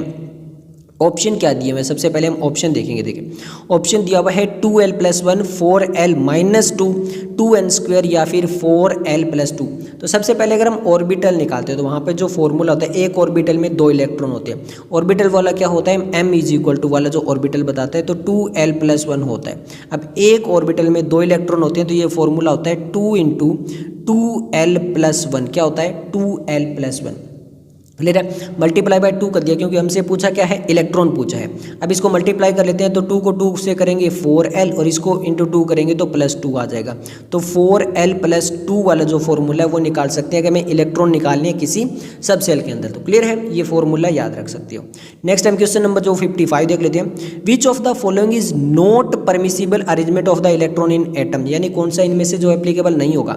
n = 5, l = 3, m = 0, n = 3, l = 2, m = -3, n = 3, l = 2, m = -2, n = 4, l = 0, m = 0। अब यहाँ पर देखिए सिंपल सा है, m की वैल्यू क्या बताई थी हमने, m बोला था कि +l से लेके -l तक हो जाता है। तो l की वैल्यू यहाँ पर दी हुई है 2, तो ये +2 से लेके -2 तक हो सकता है। बट इन्होंने क्या -3, तो ये क्या दे दिया, गलत दे दिया, यही चीज़ नहीं एप्लीकेबल हो सकती। तो आंसर आ जाएगा ऑप्शन बी। नेक्स्ट हम क्वेश्चन नंबर 56 देख लेते हैं। क्वेश्चन नंबर 56 में हमसे क्या पूछा गया, consider the following set of quantum number. ये हमारे पास में क्वांटम नंबर दिए for which of the following set of quantum number is not possible, यानी कौन सा क्वांटम नंबर पॉसिबल ही नहीं है। तो सबसे पहले देखिए n = 3, l = 0, m = 0 पॉसिबल है। n = 2, l = 2, अब ये पॉसिबल नहीं है। क्यों, क्योंकि देखिए n जो होता है वो 1 से स्टार्ट होता है, 1 2 3 4 चलता है। बट l जो होता है वो 0 से स्टार्ट होता है और n -1 तक जाता है। मतलब l जो होता है वो -1 होना चाहिए, एक कम होना चाहिए। तो यहाँ पे L जो हो सकता था वो 1 और 0 हो सकता था, इसके इक्वल नहीं हो सकता था। तो एक तो ये वाला हो गया। थर्ड देख लेते हैं, n = 4, l = 3 और m = 2, ये बिल्कुल एप्लीकेबल होता है। वापिस यहाँ पे दिया n = 1, l = 0, फिर m = -1 दे दिया। अभी देखिए जो m वाला हमने बताया था, m क्या हो सकता है, -l से लेके +l हो सकता है। तो यहाँ पे l जो है वो 0 है, तो 0 to 0, तो ये 0 ही हो सकता है, -1 तो हो ही नहीं सकता, तो ये भी नहीं हो सकता। मतलब सेकेंड वाला भी नहीं पॉसिबल हो सकता, फोर्थ वाला भी नहीं हो सकता। फिफ्थ वाले में भी सेम यही है, l = 2 दे दिया, फिर ये 3 दे दिया। नहीं भैया, ये -l to प्लस हो सकता है, ये तो 2 से +2 तक जा सकता था, +3 तक नहीं। तो ये भी एप्लीकेबल नहीं है। तो सेकंड, फोर्थ और फिफ्थ, तो इसमें ऑप्शन देख लेते हैं, हमारे पास में फर्स्ट पॉसिबल है, ये नहीं आएगा, सेकंड, फोर्थ और फिफ्थ, तो आंसर आ जाएगा ऑप्शन बी। नेक्स्ट हम क्वेश्चन नंबर जो 57 देख लेते हैं। 57 में बोला गया the orientation of N atomic orbital is govern by, तो ओरिएंटेशन किसके द्वारा बताया जाता है, प्रिंसिपल, एजिमुथल, स्पिन या फिर मैग्नेटिक क्वांटम नंबर। तो मैं ये आपको तो पहले ही बता चुका हूँ, मैग्नेटिक क्वांटम नंबर, तो आंसर आ जाएगा ऑप्शन डी। नेक्स्ट हमारा क्वेश्चन नंबर जो 58 है, the following quantum number are possible for how many orbitals, यहाँ पे बोल दिया कि ये क्वांटम नंबर कितने के लिए पॉसिबल हो सकता है। n is equal to 3, l is equal to 2, m is equal to +2, 1 2 3 4। तो यहाँ पर देखिए m स्पेसिफिक बता दिया है हमें, m जो है वो अगर स्पेसिफिक बता दिया है तो यहाँ पर जो मैक्सिमम नंबर ऑफ ऑर्बिटल हो सकता है वो केवल 1 हो सकता है, क्योंकि m की वैल्यू एक ऑर्बिटल को बताती है। तो यहाँ पे हमारा आंसर जो है वो आ जाएगा ऑप्शन ए। नेक्स्ट हम क्वेश्चन नंबर जो 59 देख लेते हैं। क्वेश्चन नंबर 59 में हमसे क्या पूछा गया, विच of the following set of 4 quantum number an electron will have the highest energy. Highest energy पूछा है तो n+l वाला रूल लगा लेते हैं। 3 + 2 कितना हो गया, 5 हो गया। 4 + 2 कितना हो गया, 6 हो गया। 4 + 1 कितना हो गया, 5 हो गया। 5 + 0 कितना हो गया, 4 हो गया। तो हमारा आंसर क्या आ जाएगा, ऑप्शन बी आ जाएगा। अब इसमें भी आप ध्यान रखना, तो यहाँ पर क्या है कि ये ऑप्शन जो है इसमें ऐसा भी हो सकता है कि कोई बिल्कुल गलत लिखा हो, यहाँ पर जो है वो -3 लिख दिया और एक जगह और हो गया, तो वो भी चीज़ आप ध्यान रखना। नेक्स्ट हम क्वेश्चन नंबर जो वो 60 की बात करते हैं। 60 में बोला गया था electronic configuration of calcium atom can be written as. Calcium atom, जो कैल्शियम होता है उसका एटॉमिक नंबर कितना होता है, 20 होता है। तो 20 में हमारे पास में जो है वो हीलियम, नियोन और आर्गन, 2 8 18 आर्गन और 2 4s2। तो हमारे पास में ये जो कैल्शियम आता है वो कौन से में आता है, 4 में आता है। तो हमारा आंसर आ जाएगा 4s2 आर्गन। क्लियर है, ये वाला आंसर आ जाएगा, तो ऑप्शन बी आ जाएगा। नेक्स्ट हम क्वेश्चन नंबर 61 देख लेते हैं। क्वेश्चन नंबर 61 में बोला गया in a given atom no 2 electron can have the same value for all the quantum number, this is called. यानी कोई भी एक एटम है उसके अंदर जो 2 इलेक्ट्रॉन है वो सेम वैल्यू के कभी नहीं हो सकते चारों में से। यानी वो स्पिन क्वांटम नंबर में एक क्लॉकवाइज होगा तो एक एंटी क्लॉकवाइज होगा। ये रूल कौन सा है, हर्ट्ज रूल है, अफाउ रूल है, अनसर्टेनिटी प्रिंसिपल या फिर पॉलीज एक्सक्लूजन प्रिंसिपल है। तो ये जो डेफिनेशन ये जो बताता है वो पॉलीज एक्सक्लूजन प्रिंसिपल के अकॉर्डिंग ये बताई गई है स्टेटमेंट। तो हमारा आंसर जो है वो आ जाएगा ऑप्शन डी। नेक्स्ट हम जो है वो क्वेश्चन नंबर 62 देख लेते हैं। क्वेश्चन नंबर 62 में हमें बोला गया है for azimuthal quantum number l is equal to 3 है the maximum number of electron पूछा गया है हमारे पास में। तो यहाँ पर 4l+2 वाला रूल लगा सकते हैं क्या। तो यहाँ पर l की वैल्यू जो वो दी हुई है वो कितनी दी हुई है, 3 दी हुई है। तो 4 × 3 + 2 12 + 2 टोटल कितना हो गया हमारे पास में, 14 हो गया। 2 6 0 और 14, क्योंकि हमसे मैक्सिमम नंबर ऑफ इलेक्ट्रॉन सब सेल पूछा गया है, केवल एजीमुथल देख के पूछा गया। तो हमारा आंसर आ जाएगा ऑप्शन डी, वही फॉर्मूला जो अभी आपको बताया था। नेक्स्ट हमारे पास में क्वेश्चन नंबर जो वो 63 है the order of the filling of electron in orbital of an atom will be. वापस वही है 3d 4s 4p 4d 5s। Simple है, सबसे पहले 3d में देखते हैं। तो हमारे पास में क्या होगा, 3 + 2 ये टोटल हो गया 5, n+l रूल लगा रहे हैं वापिस से। 4 + 0 ये हो गया हमारे पास में 4, 4 + 1 ये कितना हो गया हमारे पास में 5। उसके बाद में 4d वाला कितना हो जाएगा हमारे पास में, 4 + 2 ये हो जाएगा 6 और 5s वाला हमारे पास में कितना हो जाएगा, 5 हो जाएगा। तो हमारे पास में क्या ऑप्शन आ रहा है, 5 4 5 6 6। तो हाईएस्ट जो एनर्जी होगी वो 4d में होनी चाहिए। 4d वाला यहाँ पर हाईएस्ट एनर्जी वाला यहाँ पर और कहीं पर नहीं है, बाकी 5s दिया हुआ है। क्लियर है। उसके बाद में हम बात कर सकते हैं। तो ये 5 हो गया, ये 5 हो गया, उसके बाद में ये 5 हो गया और ये 4 हो गया। तो हमारा जो करेक्ट आंसर बनता है यहाँ पे वो बनता है ऑप्शन बी, n+l रूल लगा लीजिए, आपका आंसर आ जाएगा। नेक्स्ट हमारा क्वेश्चन नंबर जो 64 है the electronic configuration of copper atomic orbital. जो यहाँ पर हमारे पास में Z दिया हुआ है वो कितना दिया हुआ है, 29 दिया हुआ है कॉपर का। अब देखिए हमें बताना है कि इसकी इलेक्ट्रॉनिक कॉन्फ़िगरेशन कौन सी होगी। सिंपल देखिए यहाँ पे 1s2 2s2 2p6 और 3s2 3p6, यहाँ तक तो बिल्कुल सब में सेम है। अब 4s2 या 3d9 या फिर 3d10 या फिर 4s1 4s2 3p6 4s1 5p या फिर 4s2 4p6 3d3। अब सिंपल देखिए यहाँ पर क्या आएगा आपके सामने, सबसे पहले 3d10 आएगा, क्योंकि जो हाईएस्ट ऑर्बिटल या तो हाफ फील्ड होना चाहिए फुल फील्ड होना चाहिए, तो वो 3d10 और फिर 4s आता है अकॉर्डिंग टू द रूल। तो यहाँ पर हमारे पास में यही रूल के अकॉर्डिंग हमारे पास में कॉन्फ़िगरेशन आती है। तो आंसर आ जाएगा ऑप्शन बी। नेक्स्ट हम जो है वो क्वेश्चन नंबर 65 देख लेते हैं। क्वेश्चन नंबर 65 में हमसे बोला गया the total number of electron that can be accommodated in all the orbital. यहाँ पे बोला गया कि टोटल नंबर ऑफ इलेक्ट्रॉन बताना है इन ऑर्बिटल, जहाँ पे n की वैल्यू दी गई है। द प्रिंसिपल क्वांटम नंबर हमें 2 दिया गया है, एजीमुथल क्वांटम नंबर जो 1 दिया गया। तो यहाँ पे बताना है कि टोटल कितने इलेक्ट्रॉन आ सकते हैं, 4l + 2 एल की वैल्यू है 1, तो 4 + 2 = कितना आ गया, 6 आ गया। तो हमारे पास में आंसर कितना आ गया, 6 आ गया। क्लियर है? ओके, नेक्स्ट हम क्वेश्चन नंबर जो है वो 66 देख लेते हैं। क्वेश्चन नंबर 66 में बोला गया an ion has 18 electron in the outermost shell. कौन से के अंदर जो है वो 18 इलेक्ट्रॉन आ सकते हैं आउटर मोस्ट शेल के अंदर? कॉपर में, थैलेडियम 4+ में, सीजियम में, या फिर यहाँ पे पोटेशियम। तो यहाँ में हमें बताना है कि किसके अंदर आ सकते हैं। अब देखिए सिंपल हमने अभी जो है वो कॉपर की कॉन्फ़िगरेशन देखी थी। किसकी कॉन्फ़िगरेशन देखी थी? कॉपर की कॉन्फ़िगरेशन देखी थी। ये रहा कॉपर की कॉन्फ़िगरेशन दी थी, atomic number 27, 1s2 2s2 2 3p 3 3। But copper में अगर Cu+ हो गया, प्लस का मतलब एक इलेक्ट्रॉन चला गया, वो इलेक्ट्रॉन कौन सा जाएगा? S वाला जाएगा। अब हमारे पास में जो आउटर मोस्ट बच गया वो 3d बच गया, 3 वाला आउटर मोस्ट बच गया। प्रिंसिपल क्वांटम नंबर के जो सेल है वो आउटर मोस्ट 3rd हो गया, क्योंकि 4 वाले में से 2 इलेक्ट्रॉन चला गया। अब यहाँ पे एटॉमिक नंबर जो इलेक्ट्रॉन जो काउंट कर लेते हैं 10 + 6 16 + 2 18। और हमसे क्या पूछा गया? यही तो पूछा गया। क्या पूछा गया? देखिए ध्यान से, the ion has 18 electron in outermost shell. तो कौन सा आ जाएगा? Copper plus. नेक्स्ट हम क्वेश्चन नंबर जो 67 देख लेते हैं। क्वेश्चन नंबर 67 में हमसे पूछा गया the number of unpaired electron in n+2। अब सबसे पहले तो जो नाइट्रोजन है उसकी हमें क्या लिखनी होगी? इलेक्ट्रॉनिक कॉन्फ़िगरेशन क्या होती है? 1s2 2s2 और 2p3 होती है नॉर्मल के लिए। ये बिल्कुल नॉर्मल नाइट्रोजन की होती है। क्लियर है? एटॉमिक नंबर 7 होता है, तो यहाँ पे 3 + 4 7 हो गया। अब 2 इलेक्ट्रॉन यहाँ से रिमूव हो गए हैं, 2 इलेक्ट्रॉन रिमूव हो गए, तो 1s2 2s2 और 2p1 रह जाएगा। क्यों? 2 इलेक्ट्रॉन चले गए। अब नंबर ऑफ अनपेयर्ड इलेक्ट्रॉन वाला ये 1 वाला रह जाएगा इसका।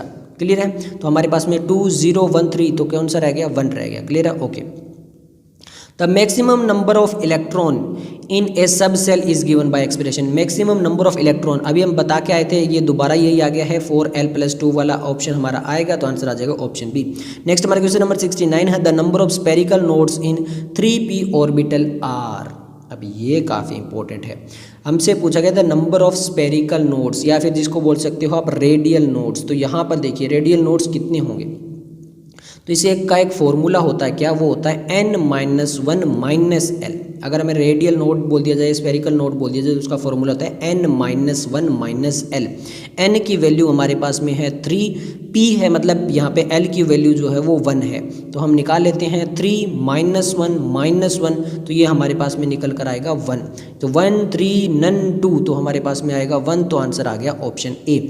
अब हम बात करते हैं क्वेश्चन नंबर जो हमारे नीट 2021 एंड 2022 में आए हैं, वो क्वेश्चन स्टार्ट करते हैं।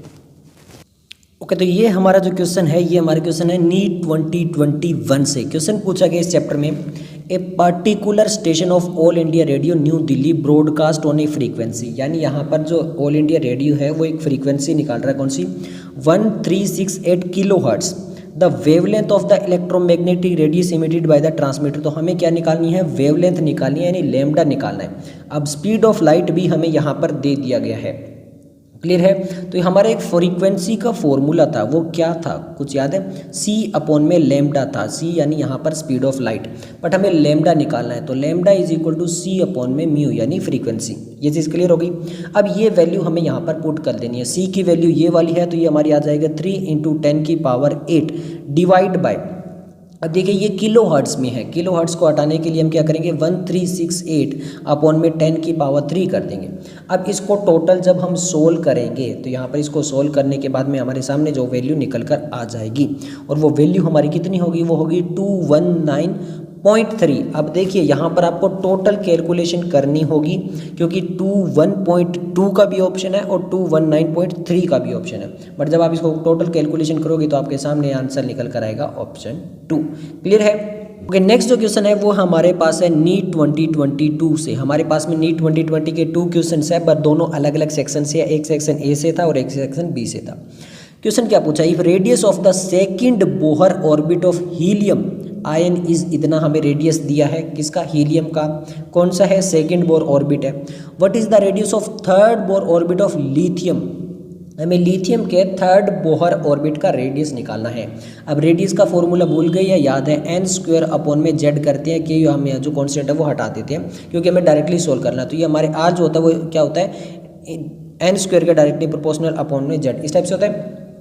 तो हम सिंपल क्या करेंगे, एन हमें देखिए यहाँ पे सेकंड बोहर ऑर्बिट दिया है, जेड हमें हीलियम का पता ही है 2 है, लिथियम का हमें पता होना चाहिए 3 होता है, और थर्ड बोहर ऑर्बिट का निकालना है। तो सिंपल क्या करते हैं, सबसे पहले हम बात करते हैं आर अपॉन में हीलियम की। किसकी बात करेंगे, आर अपॉन में हीलियम। हीलियम में जो एन स्क्वायर रखेंगे वो एन स्क्वायर कितना है, सेकेंड है, तो ये हमारा एन स्क्वायर हो जाएगा 4। अपॉन में जेड जो रखेंगे हीलियम का कितना होता है, 2 होता है। क्लियर है। अब अपॉन में यहाँ पर कर लेते हैं, इसके अपॉन में हीलियम के हमें निकालना किसका है, रेडियस निकालना है लिथियम का। क्लियर है, लिथियम का निकाल लेते हैं भाई। अब रखते हैं हम किसका, एन स्क्वायर। अब रखेंगे एन स्क्वायर, हम टोटल ऐसे जब करेंगे तो इसको एन स्क्वायर को हम यहाँ पे रख लेते हैं और जेड को ऊपर ले जाएंगे, बात तो वही होने वाली है। तो एन स्क्वायर, एन कितना है हमारे पास, एन है थर्ड ऑर्बिट, थर्ड ऑर्बिट का मतलब क्या हो गया, 3 का स्क्वायर, तो वो हो गया 9। और जेड हमारा कितना है, लिथियम कितना होता है 3, तो अब इसको कट कर लेते हैं, 2 यहाँ पे 2 चला जाएगा, 3/3, तो ये आ जाएगा 2/3।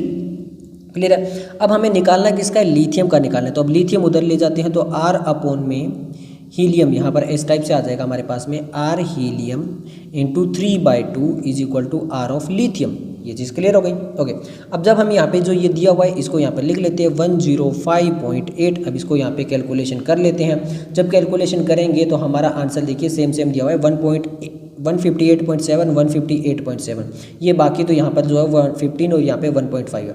अब देखिए ये एंगस्ट्रॉम में है और ये पिकोमीटर में है। यहीं पे एग्जामिनर गलती करवाता है, क्यों, क्योंकि आपका जल्दी से आंसर आ जाता है 158, आप सोचते हो या जल्दी से लगा देते हो। पूरा ऑप्शन देखा करो, वैल्यू लास्ट का एक पॉइंट भी आपका बहुत गलती करवा सकता है। तो यहाँ पे एंगस्ट्रॉम में पिकोमीटर, हमारा पिकोमीटर में दिया तो पिकोमीटर में ही आएगा, तो आंसर आ जाएगा ऑप्शन 2। नेक्स्ट जो हमारा क्वेश्चन नंबर 22 का है, क्वेश्चन नंबर स्टेटमेंट पे पूछा गया, identify the incorrect statement from the following. तो हमें इनकरेक्ट स्टेटमेंट बतानी है। फर्स्ट स्टेटमेंट है the shape of dxy, dyz and dzx orbital are similar to each other, यानी ये बोला गया कि इनकी जो शेप है वो सिमिलर है, and dx² y² and dz² are similar to each other, यानी यहाँ पे बोला गया इनकी भी बिल्कुल सिमिलर है, मतलब इन तीनों की सेम है और फिर इन दोनों की सेम है, ये बोला गया है। सेकंड बोला गया all the 5d orbital are different in size when compare to the respective of 4d orbital. Third बोला गया ऑल द 4d ऑर्बिटल है shape similar to that of respective of 3d orbital, और in an atom all the 5 3d orbital are equal in energy in the free state. जी हाँ, तो यहाँ पर जितने भी एटम है, जितने भी 5 ऑर्बिटल्स के अंदर जो है वो एनर्जी तो उनमें इक्वल रहेगी। ये वाली तो बिल्कुल करेक्ट है। हम नीचे से ऊपर की तरफ चलते हैं। ऑल द 5 4d ऑर्बिटल है shape similar to that of the 3d। अब ये बिल्कुल सही है, क्यों, क्योंकि जो शेप होती है वो डिपेंड करती है एजीमुथल क्वांटम नंबर पे। तो यहाँ पे भी d है, यहाँ पे भी d, इसका मतलब एजीमुथल क्वांटम नंबर सेम है, तो इनका शेप भी सेम होगा। All the 5d orbital are different in size, different in size बोला गया when compared to the respective of the 4d। यहाँ पर बोला गया इनका साइज जो है वो डिफरेंट होगा, बिल्कुल सही है। क्यों, क्योंकि जो साइज होता है ना, साइज वो प्रिंसिपल क्वांटम नंबर यानी n पर डिपेंड करता है, जबकि शेप जो होती है वो l पर डिपेंड करती है। तो इस टाइप से हमारा ये भी जो है वो भी बिल्कुल सही लिखा गया है। अब यहाँ पर देखिए द शेप ऑफ dxy, ये तो बिल्कुल सिमिलर होती है, बट इनकी जो दोनों की शेप होती है वो अलग अलग होती है, सिमिलर नहीं होती है। तो हमारा इनकरेक्ट पूछा था, वो आंसर आएगा ऑप्शन ए। तो ये सब कुछ था इस वीडियो के लिए। मिलते हैं जल्दी नेक्स्ट वीडियो के साथ, तब तक के लिए धन्यवाद।